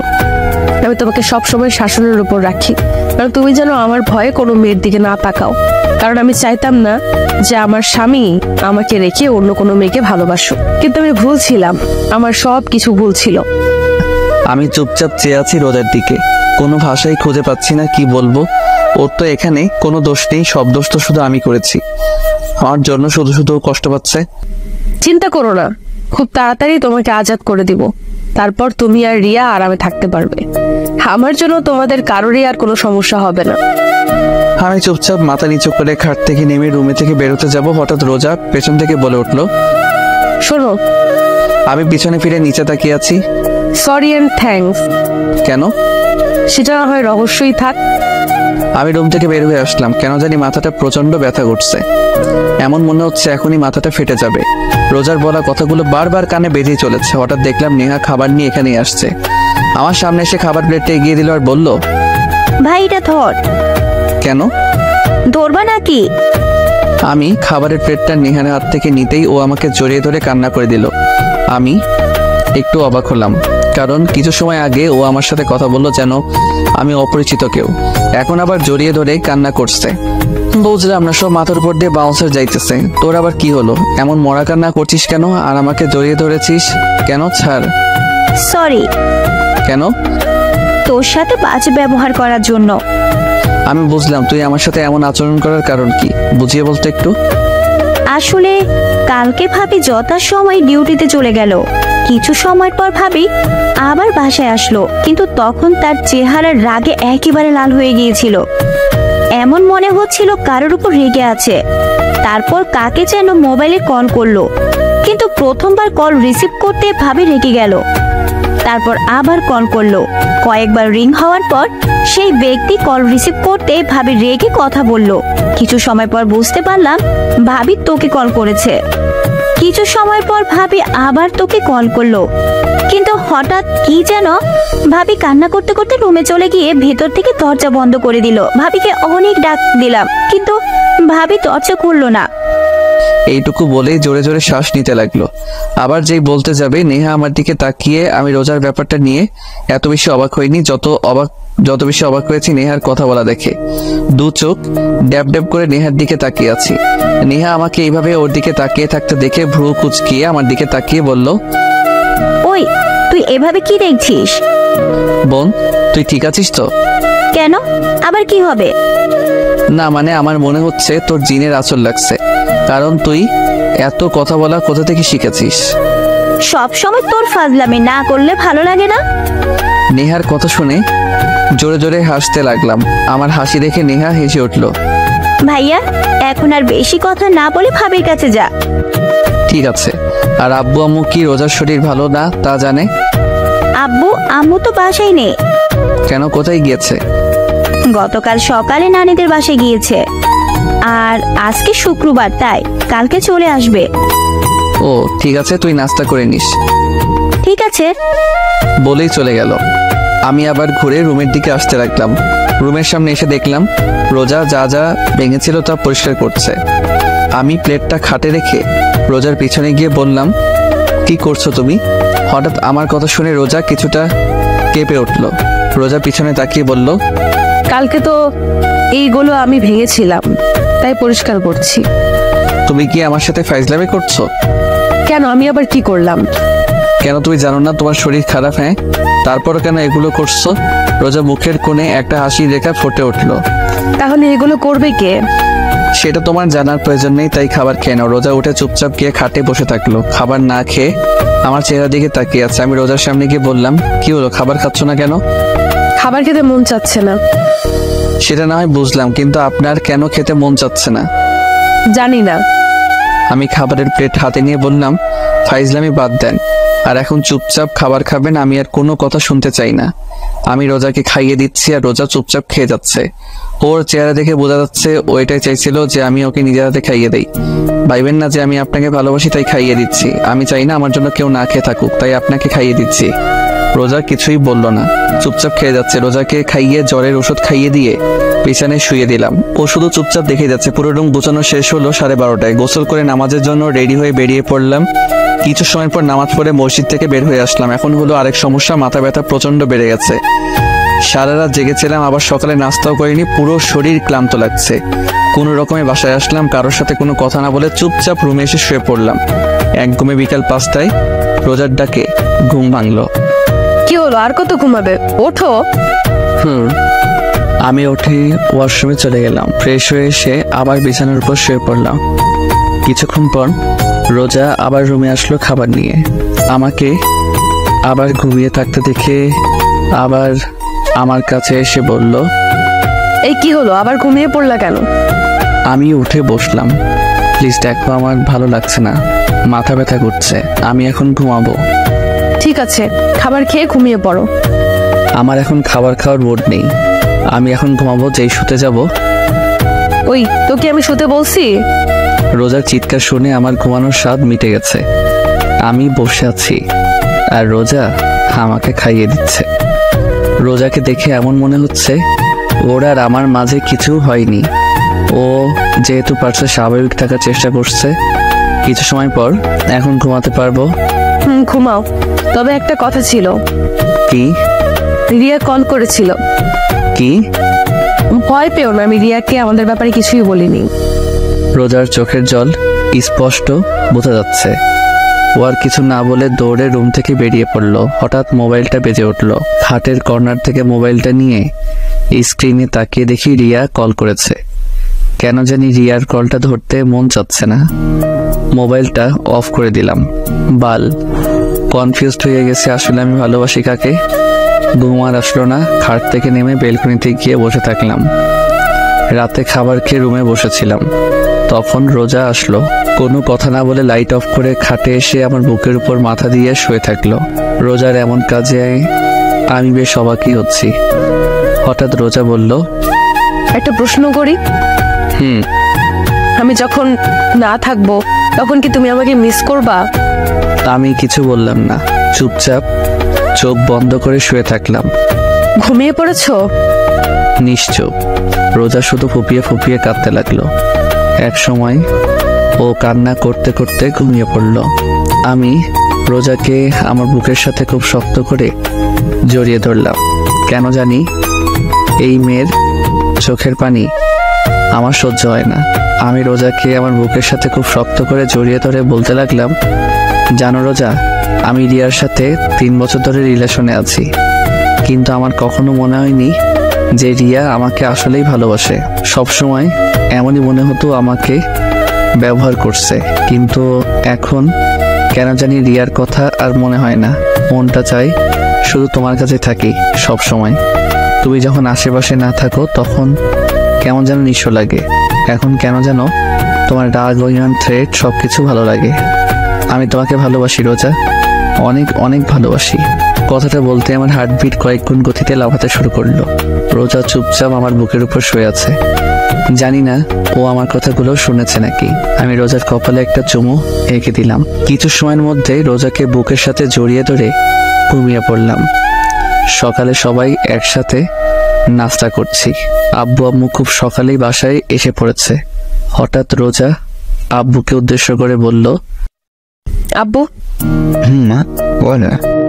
আব্বু, আমি কিছুদিনের জন্য বাসায় যেতে চাই। রোজা কথাটা বলতে আব্বু আম্মু নেহা আমার দিকে তাকিয়ে আছে। সবার চাওয়ার ধরন দেখে আমার গলা দিয়ে আর খাবার নামলো না। পানি খেয়ে সবাইকে উদ্দেশ্য করে বললাম, তোমরা সবাই আমার দিকে এইভাবে তাকিয়ে আছো কেন? আজকে কি আমাকে একটু বেশি সুন্দর দেখাচ্ছে? কেন মা, এই গাধাটাই কি কিছু বলেছে? কিছু বললে আমাকে বলো, দেখো ওকে কি করি। আমি আহত দৃষ্টিতে আব্বুর দিকে তাকিয়ে আছি। আসলে কি ওনারা আমার বাবা মা, নাকি আমাকে রাস্তা থেকে কুড়িয়ে এনেছে? না, উনি কিছু বলেনি। আসলে আব্বু আম্মুকে অনেকদিন ধরে দেখতে মন চাচ্ছে, তাই ভাবলাম কয়েকদিনের জন্য দেখে আসি। ঠিক আছে, যাও। আর এই গাধাটাকেও সাথে করে নিয়ে যাও। না, উনি বললো যাবে না, ওনার কি যেন কাজ আছে। আমি একটু অবাক হলাম রোজার কথায়। বেকার ছেলের আবার কাজও আছে, সারাদিন খায় আর ঘুরে বেড়ায়, এখন বলছে তার নাকি কাজও আছে। আমার দিকে তাকিয়ে বলল, এখন আর নিতে পারতেছি না, আব্বুর কথা শুনে মন যাচ্ছে কেঁদে দেই। আমি কিছু না বলে ওখান থেকে উঠে রুমে চলে আসলাম। রুমে এসে একটা কথাই ভাবতে লাগলাম, রোজা আব্বু আম্মুর কাছে মিথ্যা কথা বলল কেন। কিছু সময়ের পর রোজা রুমে আসলো, আমার দিকে না তাকিয়ে ওর জামা প্যাক করতে লাগলো। ওরে অবহেলা আমার সহ্য হচ্ছে না। আমি খাট থেকে নেমে রোজার পিছনে গিয়ে দাঁড়ালাম। রোজা, বাসায় কেন যাচ্ছ? বললাম তো আব্বু আম্মুর কথা খুব মনে পড়ছে, তাই দেখা করতে চাচ্ছি। কয়দিন থাকবা? জানি না। বলেই ঘুরে আবারও ওর কাজ করতে লাগলো। আমি তোমার সাথে আসি। রোজা আমার দিকে তাকিয়ে একটু রাগী লোক নিয়ে বলল, না। কেন? তুমি যদি আমার সাথে আসো তাহলে রিয়া কি সময় দিবে কিভাবে? তাই তোমার আমার সাথে আসার কোনো প্রয়োজন নেই। এই মেয়ে এত জেদি কেন বুঝলাম না। কিভাবে যে বলি ওকে ছাড়া আমি থাকবো কিভাবে? হঠাৎ রোজা বলল, রুম থেকে বের হও। কেন? আমি জামা চেঞ্জ করব। ও মাথা নত করে রুম থেকে বের হয়ে আসলাম। কিছু সময়ের মধ্যে রোজা রেডি হয়ে নিচে এসে সবার থেকে বিদায় নিয়ে বেরিয়ে পড়ল। আব্বু ড্রাইভারকে বলে দিয়েছে রোজাকে পৌঁছে দিতে। রোজা চলে গেল, কিন্তু একবারও আমার দিকে তাকালো না। আমি রুমে এসে দরজা লাগিয়ে বেলকনিতে এসে দাঁড়িয়ে থাকলাম। রোজাকে ছাড়া কেমন যেন খালি খালি লাগছে। কোনোভাবে রাত পর্যন্ত সময় কাটালাম, কিন্তু এখন আর ভালো লাগছে না। মন চাচ্ছে রোজার সাথে কথা বলতে, কিন্তু কি বলবো তা ভেবে পাচ্ছি না। রাত 10টায় মাথায় একটা আইডিয়া আসলো। একটু ভয়ে ভয়ে রোজাকে কল দিলাম। একবার রিং হতে রিসিভ করলো, এমন মনে হচ্ছে মোবাইলের সামনে বসেছিল। হ্যালো। বলো, কেন কল দিয়েছো? এমন মনে হচ্ছে আমি আমার এক্সকে কল দিয়েছি। ডিনার করেছেন? এটা জানার জন্য কল দিয়েছো? না, মানে যা বলার জন্য কল দিয়েছিলাম তা ভুলে গিয়েছি। ঠিক আছে, তাহলে রাখলাম। বলেই কল কেটে দিল। বুঝলাম না এই মেয়েটা এত জেদি কেন। একটু কথা বললে কি এমন হয়ে যাবে? আর কেন ও আমার সাথে কথা বলবে? এখন পর্যন্ত কি আমি ওকে ভালোবেসে আগলে ধরেছি? না, একটাবার ওকে জড়িয়ে ধরে বলেছি যে আমি তোমাকে ভালোবাসি। না, একটাবার ওর সাথে ভালোভাবে কথা বলেছিলাম। যখন থেকে দেখা হয়েছে সেই দিন থেকে ওকে প্যারা ভেবেই চলেছি। যখন সামনে ছিল তখন ওকে দূরে পাঠাতে চাইতাম, আর এখনো দূরে চলে গিয়েছে। তাহলে আমার এমন কষ্ট হচ্ছে কেন? বেলকনিতে বসে রোজার কথা ভাবতে ভাবতে কখন যে ঘুমিয়ে পড়েছি মনে নেই। সকলে সূর্যের আলোয় ঘুম ভাঙলো। ঘুম থেকে উঠে দেখলাম রাতে বেলকনিতেই শুয়ে পড়েছিলাম। ওয়াশরুম থেকে ফ্রেশ হয়ে এসে রোজাকে কল করলাম, কিন্তু ও কল রিসিভ করলো না। 4 থেকে 5 বার ট্রাই করার পরও ও রিসিভ করলো না। সকাল সকালই মনটা খারাপ হয়ে গেল। নিচে এসে সবার সাথে নাস্তা করতে বসলাম। চুপচাপ নাস্তা করে ভার্সিটির জন্য বেরিয়ে পড়লাম। কিছু সময়ের মধ্যে ভার্সিটিতে পৌঁছে গেলাম। ক্লাসরুমে এসে একেবারে লাস্ট বেঞ্চে গিয়ে বসলাম। একটু অবাক হলাম, আজকে হারামি 3টাকে দেখা যাচ্ছে না। হঠাৎ রিয়া সামনের বেঞ্চ থেকে উঠে এসে আমার পাশে বসলো। হাই, তুমি আমার কল রিসিভ করো না কেন? আস্তে আস্তে বলল, কারণ ম্যাডাম ক্লাস নিচ্ছেন। এখন ক্লাস করো, পরে কথা বলি। রিয়ার সাথে এখন কথা বলার কোনো ইচ্ছাই নাই। চলো না বাইরে যাই। আমি রিয়ার কথার কোনো উত্তর দিলাম না, চুপচাপ ক্লাস করতে লাগলাম। ক্লাস শেষ করে বাইরে এসে দাঁড়িয়ে আছি। পকেট থেকে মোবাইলটা বের করে স্ক্রিনে না তাকিয়েই 9কে কল দিলাম। কল রিসিভ করতেই বলল, ওই তোমাকে বলেছি না আমাকে কল করবে না? ওই শালা, তুই আমার সাথে ফাইজলামি করছিস? ভালোভাবে কথা বলার, তুই কোথায় এখন? ওই তুমি গাঁজা সেবন করেছো নাকি? কি আবল তাবল বকছো? কাকে কল দিয়েছো? স্ক্রিনে একবার তাকিয়ে দেখেছো? কাকে আবার কল করবো? আমার বন্ধু নাইমকে কল কথা বলতে বলতে স্ক্রিনে তাকিয়ে দেখি আমি ভুলে রোজাকে কল দিয়ে ফেলেছি। সো সরি, আসলে ভুলে কল গিয়েছে। আমি জানি তুমি ভুলে কল দিয়েছো নাকি নিজ ইচ্ছায় কল দিয়েছো। আরে বললাম তো ভুলে কল চলে গিয়েছে। আর আপনি কথা এমন বাড়াচ্ছেন কেন? কি আমি কথা বেড়াচ্ছি? আরে তোর মতো ছেলেদেরকে আমার চিনা আছে। নিজ ইচ্ছায় কল দিয়ে বলে ভুলে চলে গিয়েছে। ঢং করছিস তুই আমার সাথে? দেখো, তুমি ভুল বুঝতেছো। তোমার সাথে কথা বলার আমার কোনো ইচ্ছাই নেই, আর আমার অনেক কাজ আছে। আর ভালোভাবে কথা বলো, তুই করে কিন্তু আমিও বলতে পারি। বাহ, বেকার ছেলের আবার কাজও আছে। কলটা কেটে দিলাম। প্রচুর রাগ উঠতেছে। যে কোনোভাবে এই বেকার নামের ট্যাগটা সরাতে হবে। রোজার বলা কথাগুলোই প্রচুর রাগ উঠতেছে। বললাম যে ভুলে কল চলে গিয়েছে, তা না শুনে তুই তাই শুরু করে দিয়েছে। রিয়া পিছন থেকে অনেকবার ডাকতেছিল, কিন্তু ওর সাথে কোনো কথা না বলে ক্যাম্পাস থেকে বের হয়ে আসলাম। এখন উদ্দেশ্য হচ্ছে চৌধুরী ইন্ডাস্ট্রিজ। কিছু সময়ের মধ্যে পৌঁছে গেলাম। কোম্পানির ভিতরে ঢুকে আব্বুর কেবিনের দিকে যাচ্ছি। হঠাৎ আব্বুর প্রিয় শামসুল হক, বয়স 47 হবে, সামনে এসে বলল, আরে বাবা, কেমন আছো? উনি আমার বড়, তাই স্যার ডাকতে মানা করেছি। তাই উনি আমাকে বাবা বলে ডাকেন। আঙ্কেল, আমি ভালো আছি, আপনি কেমন আছেন? আর আব্বু কি কেবিনে? আমিও ভালো আছি। আর বড় স্যার তো এখন একটা ইম্পর্টেন্ট মিটিংয়ে আছেন। তুমি কেবিনে বসো, আমি বড় স্যারকে বলছি।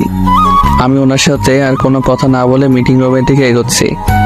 রুমের দরজা খুলে ভিতরে ঢুকে দেখলাম আব্বু আসলে অনেক ইম্পর্টেন্ট একটা মিটিং করছিল, কারণ অনেক লোক ছিল রুমে।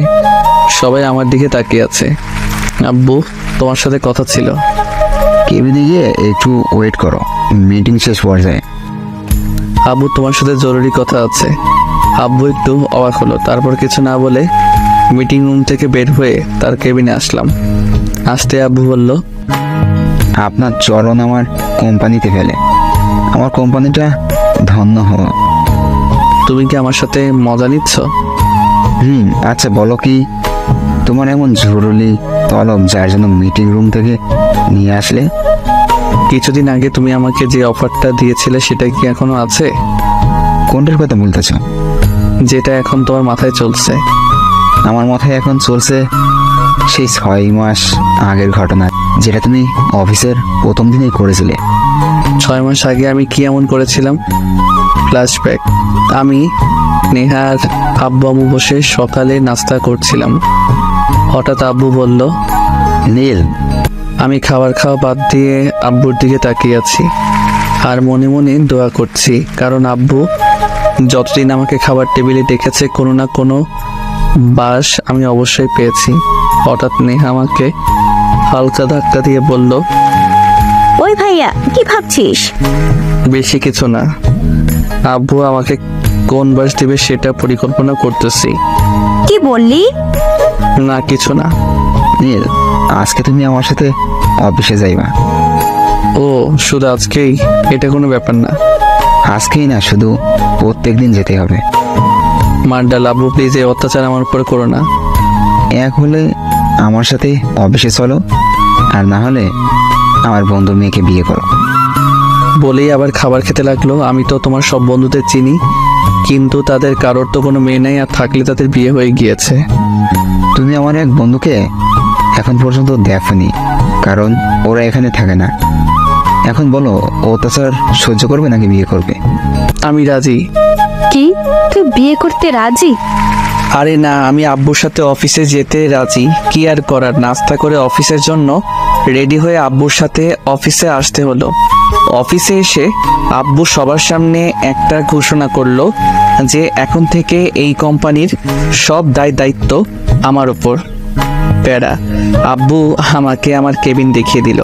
কেবিনে গিয়ে বসতে না বসতেই দরজায় শামসুল হক নক করলো। স্যার, আসবো? আসেন। শামসুল হক ভিতরে আসতে আব্বু বলল, শামসুল সাহেব, আজ থেকে আপনি আমার ছেলের পিএ। ওকে সবকিছু ভালোভাবে বুঝিয়ে দিবেন। ঠিক আছে স্যার। আব্বু, তুমি কি এখন কোথাও যাবে নাকি? বাসায় যাচ্ছি তোমার আম্মুকে সময় দিতে। আর আমি? তুমি আমার কোম্পানিটা সময় দাও। 3টা ঘন্টা শামসুল হক মানে আমার পিএ আমার মাথা খাইলো। তারপর আমাকে সব বুঝিয়ে দিয়ে উনি চলে গেলেন। আর আমি এই সুযোগে আব্বুকে একটা মেসেজ করে অফিস থেকে পালিয়ে গেলাম। 2 দিন পর্যন্ত বাসায় না এসে হোটেলে থাকলাম, কারণ আম্মু বলেছিল আব্বু নাকি রেগে আছে, তাই আব্বু রাগ কমার পরই বাসায় আসলাম। ভেবেছিলাম আব্বু হয়তো বিয়ের কথাটা ভুলে গিয়েছে, কিন্তু কিছুদিন আগে আব্বুর কথা মতো আমার বিয়ে করিয়ে দিল তার বন্ধুর মেয়ের সাথে। বর্তমানে এখন খেয়াল হয়েছে আপনার? আপনি কি করছিলেন? ও, ওটা তো ভুলে হয়ে গিয়েছিল। এখন আমি আর সেই ভুল করার আর সুযোগ দিতে চাই না। আব্বু প্লিজ, এখন আমি ভালো হয়ে গিয়েছি, ভালোভাবে সব দায়িত্ব পালন করব। আর ওদিনের জন্য সরি। একবার ভেবে দেখো, এটা কিন্তু অনেক বড় দায়িত্ব। এই বেকার নামের ট্যাগটা সরাতে আমি সব করতে রাজি। ঠিক আছে, তাহলে আমি মিটিংটা শেষ করে শামসুল সাহেবকে তোমার কথা বলে বাসায় চলে যাচ্ছি। ঠিক আছে। আব্বু চলে গেল। কিছু সময় পর শামসুল হক এসে আমাকে আগের মতো সবকিছু বুঝিয়ে দিতে লাগলো। সন্ধ্যা অফিস থেকে বের হলাম। আজকের দিনটা কেমন যেন লাগছে। আজকে থেকে আর কেউ আমাকে বেকার বলবে না, এটা ভেবে এক অন্যরকম ভালো লাগা কাজ করছে। রিক্সায় করে বাসায় আসলাম। বাসায় আসতেই কারোর সাথে কোনো কথা না বলে দিলাম এক ঘুম। রাত 10টায় ঘুম থেকে উঠলাম, ফ্রেশ হয়ে নিচে আসলাম। আব্বু আম্মু নেহা কি নিয়ে যেন হাসাহাসি করছিল, কিন্তু আমাকে দেখতেই সবাই চুপ হয়ে গেল। আম্মু উঠে আমার কাছে এসে বলল, বাহ, আমার ছেলেটা এখন বেকার নয়, এত বড় হয়ে গিয়েছে আর আমি বুঝতেই পারলাম না। আম্মু কথাটা বলতেই সবাই আবার হাসতে শুরু করলো। আমার সাথে কি তোমরা মজা নিচ্ছ? এভাবে এক সপ্তাহ পর আজকের অফিসে যেতে মন চাচ্ছে না, কারণ কাল সারা রাত রোজার কথা ভাবতে ভাবতে না ঘুমিয়ে কাটিয়ে দিয়েছি।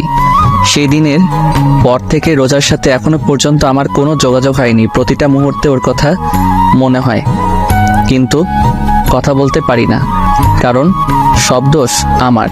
কিন্তু আব্বু আম্মু রোজার ব্যাপারে কোনো কথা বলছে না, কারণ কি? বেলকনিতে দাঁড়িয়ে এগুলো ভাবছিলাম।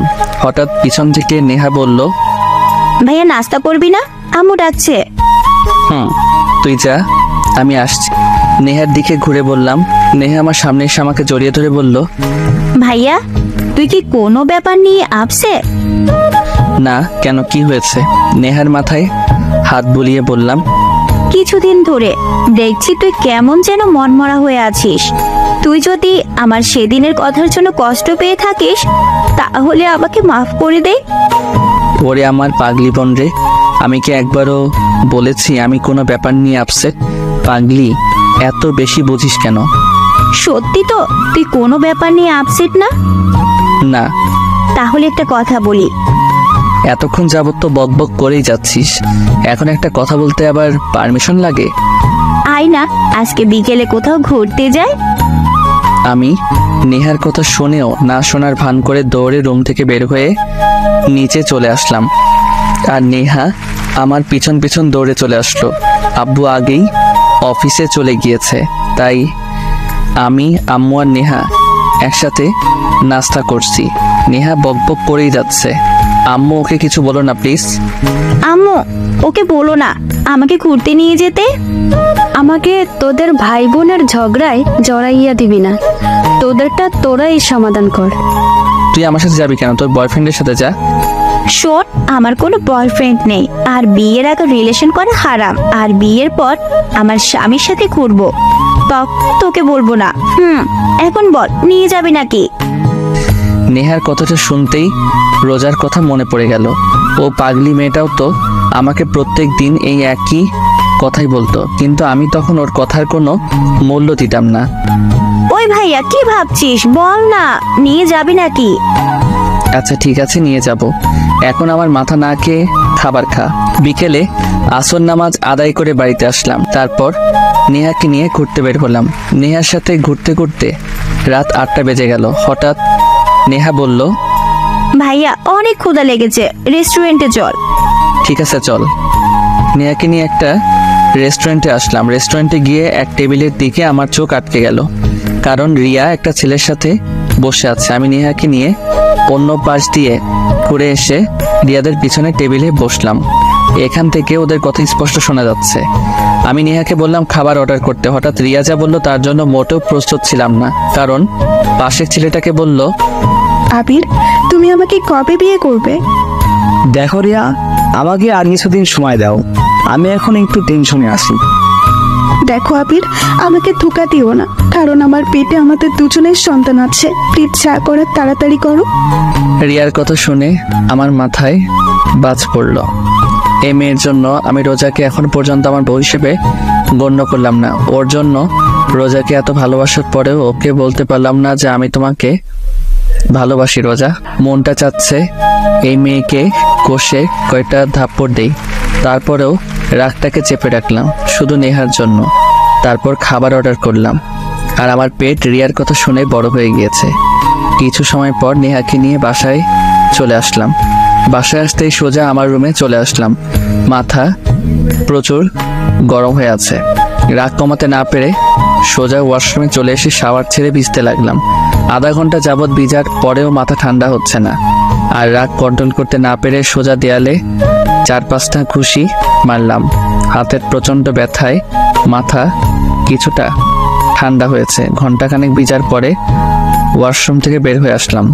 বাম হাতটা প্রচণ্ড ব্যথা করছে, কিন্তু মনের কষ্টের কাছে এই হাতের ব্যথা কিছুই না। হঠাৎ মনে হলো আমি তো পকেট থেকে মোবাইল, মানিব্যাগ কিছুই বের করিনি। মাথাটা আবার নষ্ট হয়ে গেল। প্রচুর জিদ নিয়ে পকেট থেকে মোবাইলটা বের করলাম। মোবাইলটা হাতে নিয়ে দেখি একেবারে ভিজে গিয়েছে। মনে আল্লাহর নাম নিতে নিতে পাওয়ার বাটনে ক্লিক করতে দেখলাম মোবাইলে এখনো পর্যন্ত বেঁচে আছে। মানে মোবাইলে ওয়াটারপ্রুফ ছিল, তাই কিছু হয়নি।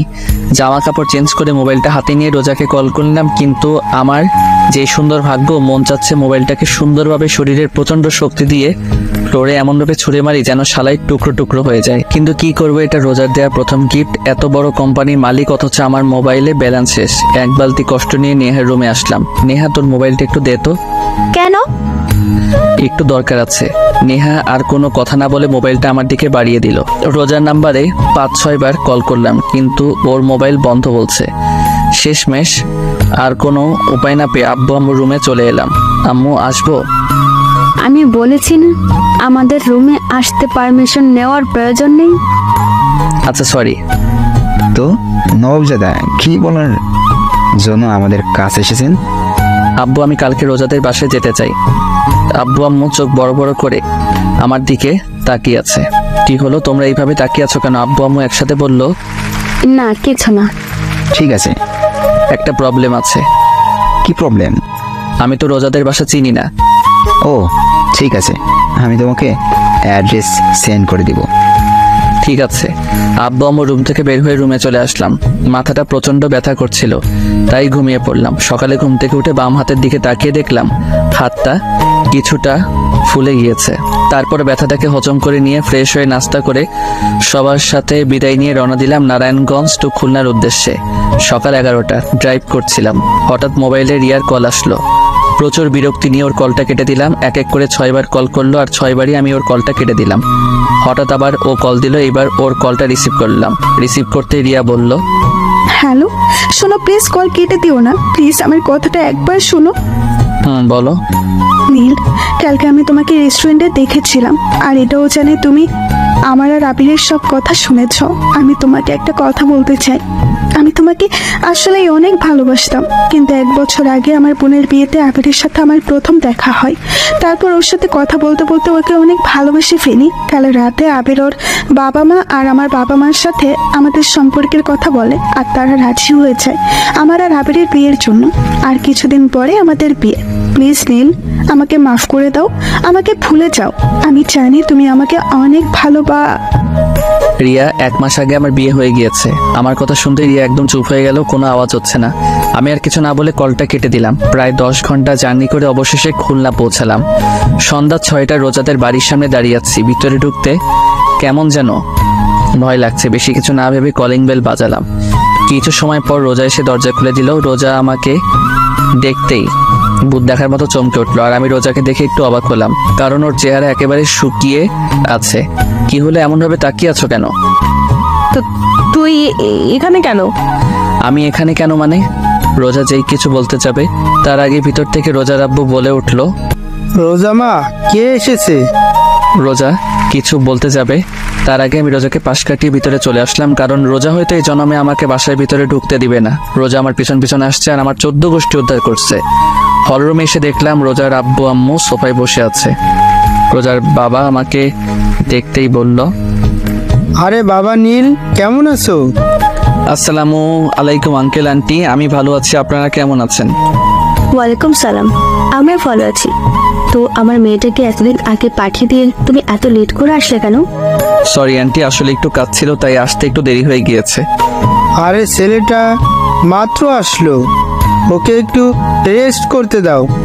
ঠিক আছে রোজা মা, যা নীলকে রুমে নিয়ে যা। রোজা আমার পিছনে দাঁড়িয়েছিল। পিছনে ঘুরে রোজার দিকে তাকিয়ে আমি ভয় পেয়ে গেলাম, কারণ ও ভুরু কুচকিয়ে আমার দিকে তাকিয়ে আছে। ওর আম্মুর কথা শুনতে আমার কাছে এসে রাগী লোক নিয়ে বলল, ঠিক আছে আম্মু, আমার পেছন পেছন আসেন। রোজা সামনে সামনে হাঁটতে লাগলো আর আমি ওর পিছন পিছন আল্লাহর নাম নিয়ে হাঁটতে লাগলাম। না জানি এই মেয়ে আমার কি অবস্থা করে।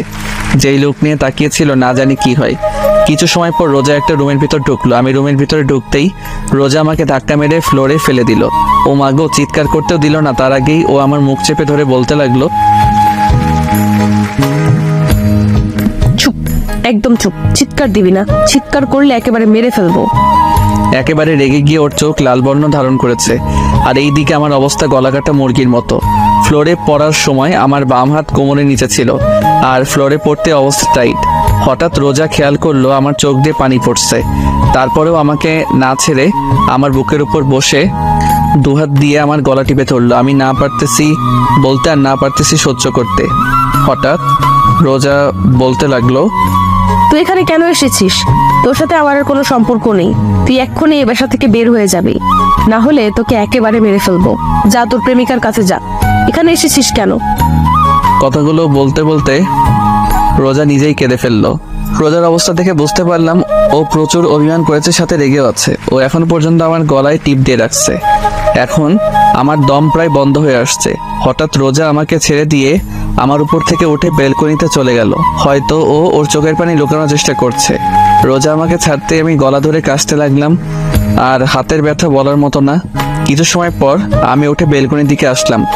বেলকনিতে আসতে দেখলাম ও ফ্লোরে বসে কান্না করছে। আমি রোজার কাঁধে হাত রাখতেই ও কিছুটা কেঁপে উঠলো।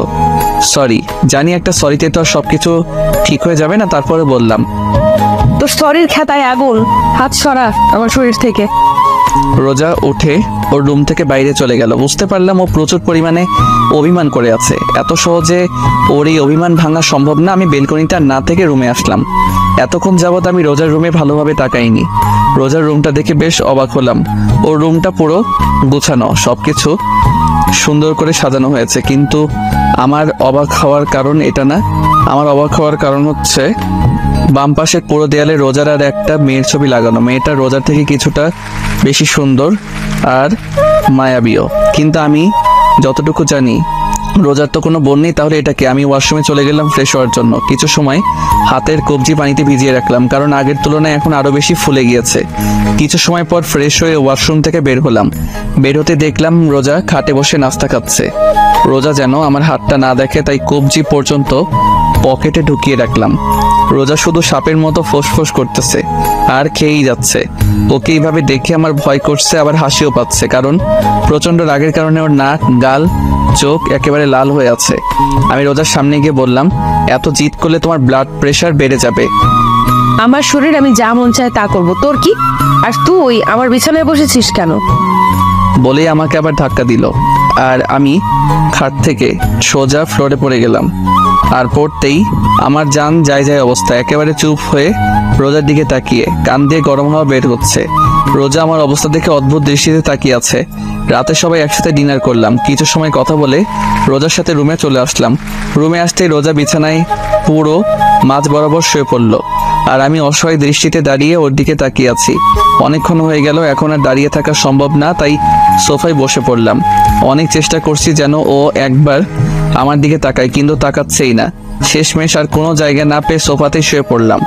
কখন যে ঘুমিয়ে পড়লাম বুঝতে পারলাম না। সকালে ঘুমিয়েছিলাম, হঠাৎ হাতে কেমন যেন ঠান্ডা ঠান্ডা অনুভব হচ্ছে, সাথে এমন লাগছে কে যেন কান্না করছে। হালকা চোখ খুলে দেখি রোজা আমার বাম হাতে বরফ ঘষে দিচ্ছে আর কান্না করছে। ও কান্না কেন করছে তা বুঝতে পারলাম না। হঠাৎ ও বলতে লাগলো, একবার শুধু ঘুম থেকে উঠে দেখো তোমাকে কি করি। আমাকে কাঁদাতে কি তোমার ভালো লাগে যে এত কাঁদাও? যখন থেকে আসছি তখন থেকে শুধু কষ্ট দিয়েই যাচ্ছ। আমাকে কষ্ট দিচ্ছ তা আমি মেনে নিলাম, কিন্তু তুমি নিজের হাতটার এই অবস্থা করলে কিভাবে? তাকে ধাক্কা দিয়ে ফেলে দিয়েছিলাম তার জন্য হয়েছে নাকি আবার? নাকি কালকে আসার সময় আবার ওনার অ্যাক্সিডেন্ট হয়েছিল নাকি? এতক্ষণ যাবৎ রোজা কেঁদে কেঁদে এগুলো বলেই যাচ্ছিল। হঠাৎ রোজা উঠে বেলকনি দিকে দৌড় দিল। বেলকনি থেকে গাড়ি পার্কিং এর জায়গা দেখা যায়। আমার জানা মতে ও আমার গাড়ি দেখতে বেলকনিতে গিয়েছে, যে আসলে আমার অ্যাক্সিডেন্ট হয়েছিল নাকি। কিছু সময় পর আবার এসে হাতে বরফ ঘষে দিতে লাগলো। রোজার কাণ্ড কারখানা দেখে আমার প্রচন্ড হাসি পাচ্ছে, কিন্তু হাসতে পারছি না। ও যেই থ্রেড দিয়েছে আমি চোখ হালকা খুলে রেখেছিলাম। হঠাৎ রোজা আমার চোখের দিকে তাকালো, আর আমি সাথে সাথে চোখ বন্ধ করে ফেললাম। আমি মনে মনে ভাবছিলাম হয়তো দেখে ফেলেছে আমি জেগে আছি। হঠাৎ রোজা বলতে লাগলো, বুঝলাম না, এত ঠান্ডা বরফ তার হাতের মধ্যে লাগিয়ে রেখেছি, কিন্তু ঘুম ভাঙার নাম নিশানা নেই। সোফায় শুয়ে মরে গেল নাকি আবার?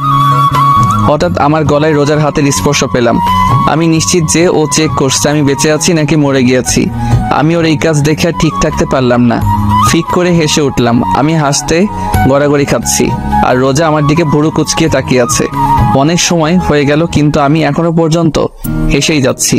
এখন রোজার রাগ উঠে গেছে, ও দাঁড়িয়ে বলল, শয়তানটা মরে গেলেই ভালো হতো।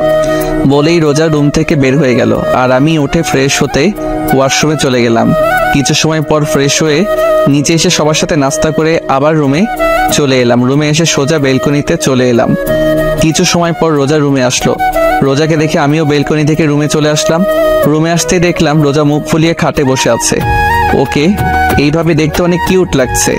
এখন আর খাটে বসলাম না, যদি আবার ধাক্কা মেরে ফেলে দেয়। তাই সোফায় গিয়ে বসলাম, আর এক দৃষ্টিতে রোজার দিকে তাকিয়ে থাকলাম। রোজা অন্যদিকে মুখ ঘুরিয়ে নিল, কিন্তু কিছুক্ষণ পরপরই আমার দিকে তাকাচ্ছে। ওর এইভাবে তাকানো দেখে আমার অনেক ভালো লাগছে।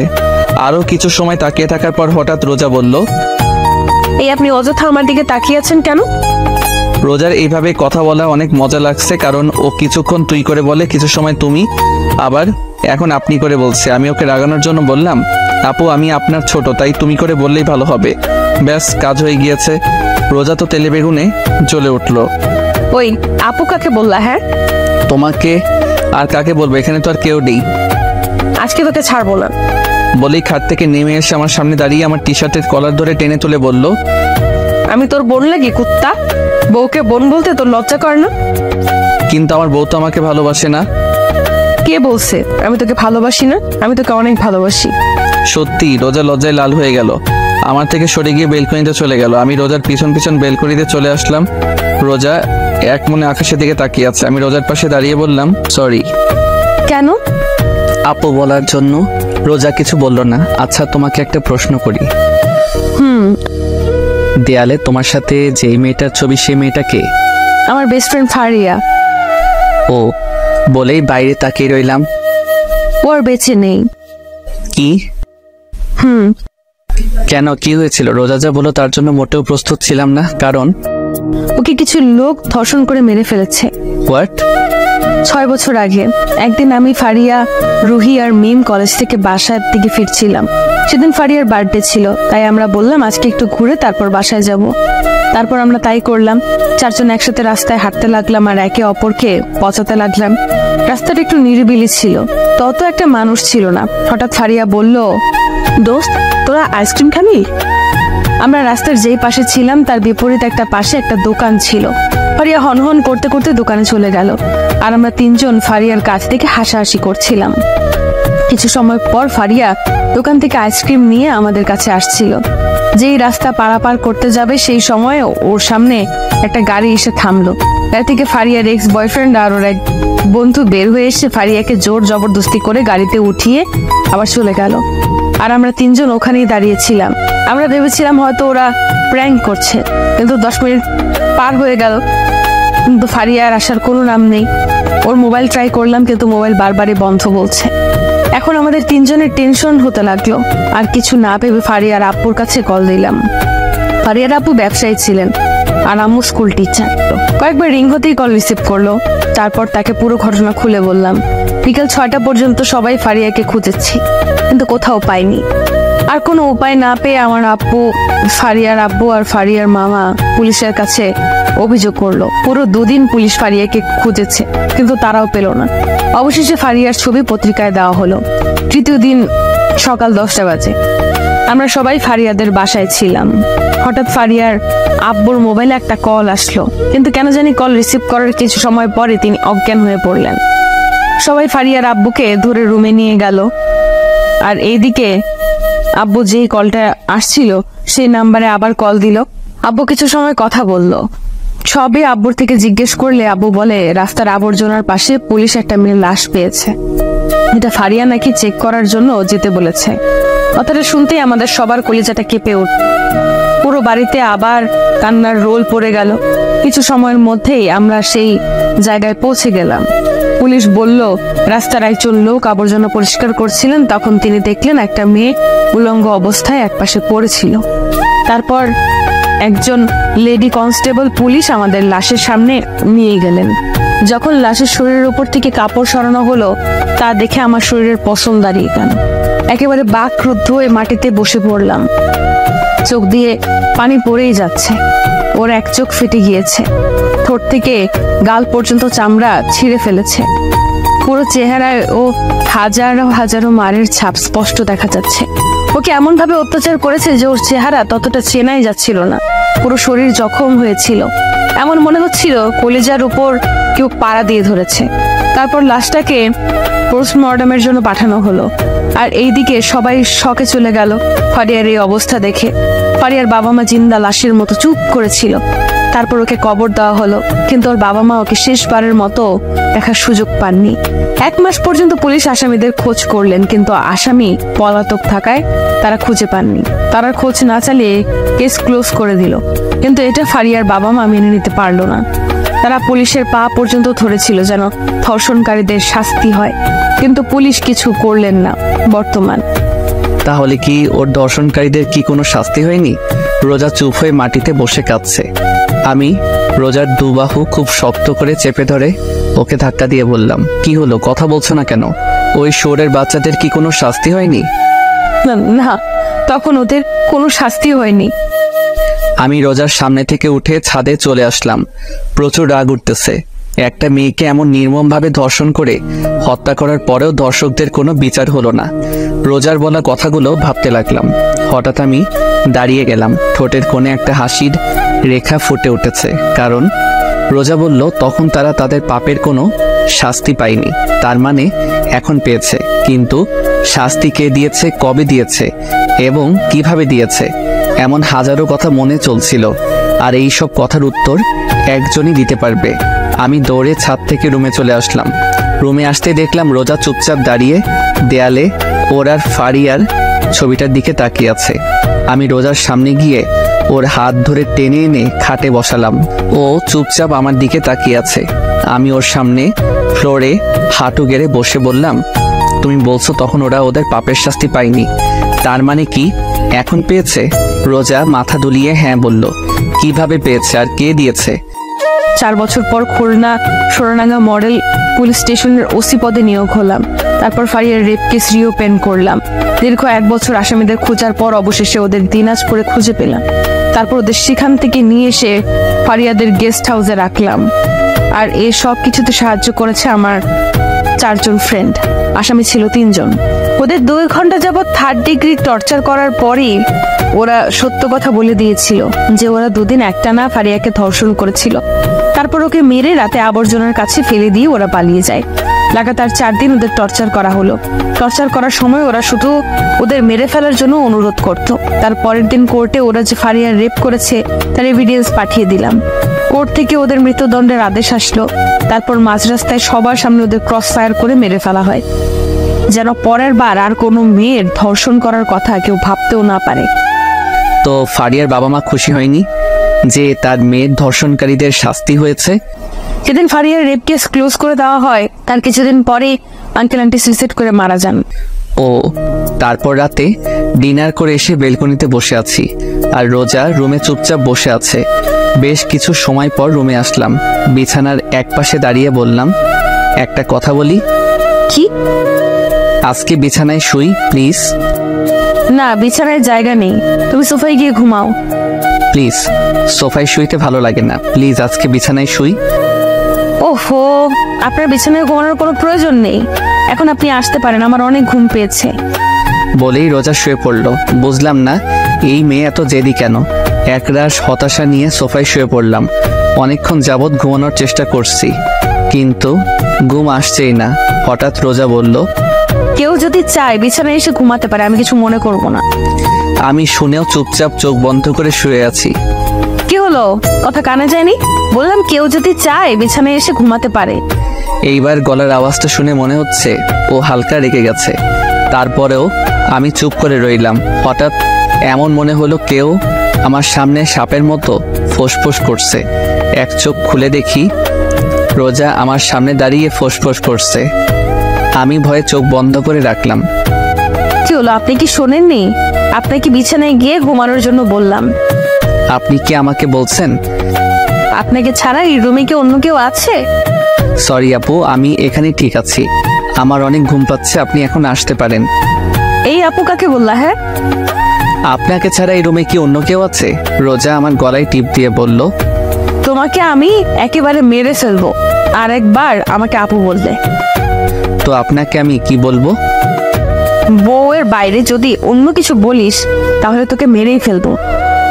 কথাটা বলতেই রোজার রাগ এক মুহূর্তে লজ্জায় পরিণত হয়ে গেল, কারণ ও আমার বুকের উপর বসেছিল। সেকেন্ডের মধ্যে আমার বুক থেকে নেমে গেল। বিছানায় গিয়ে ইন্ডিয়ার পাকিস্তানের বর্ডার বানিয়ে শুয়ে পড়লো। আমার দিকে আর একবারও তাকাইনি। আমি সোফা থেকে নেমে রোজার পাশে গিয়ে শুয়ে পড়লাম। আজকে প্রথমবার রোজা আমার আর ওর মাঝে বালিশ রেখেছে। কি আর করার, ঘুমিয়ে পড়লাম। সকালে বুকের উপর কিছু একটা অনুভব করছি। চোখ খুলে দেখি রোজা আগের মতো আমার বুকের উপর মাথা রেখে শুয়ে আছে। ওর চেহারার ওপর থেকে চুলগুলো সরিয়ে দিলাম। খুব মায়াবী লাগছে ওর চেহারার। আজকে অনেকদিন পর ও আবার আমার বুকের উপর মাথা রেখেছে। মন চাচ্ছে ওকে খুব শক্ত করে জড়িয়ে ধরতে। ঘড়ির দিকে তাকিয়ে দেখি মাত্র 6টা বাজে। বেশি কিছু না ভেবে রোজাকে শক্ত করে জড়িয়ে ধরলাম। জড়িয়ে ধরতেই রোজা বলল, কি মেরে ফেলার প্ল্যান আছে নাকি? তুমি জেগেছিলে? আর এত শক্ত করে কেউ কাউকে জড়িয়ে ধরে? মরে যাব তো। আমার বউ, আমি যা মনে চাই তা করব, আপনার কি? আমার বউ মানে? কাল রাতে না বললেন বউ বলতে, তাই বললাম। তার মানে তুই আমার কথাই বলেছিস? আমি ভেবেছিলাম তুই আমাকে ভালোবেসে বলেছিস। কুত্তা, ছাড় আমাকে, আমার শরীরে টাচ করবি না। আমি তো রিয়াকে ভালোবাসি, আপনাকে ভালোবাসতে যাব কেন? রোজা উঠে ওয়াশরুমে চলে গেল। কিছু সময় পর ওয়াশরুম থেকে কান্নার আওয়াজ আসতে লাগলো। যেটা ভেবেছিলাম সেটাই হয়েছে। আচ্ছা, এই মাইয়ার কি কমন সেন্স নেই? আমি যদি রিয়াকে ভালোবাসতাম তাহলে এখন রিয়ার সাথে থাকতাম।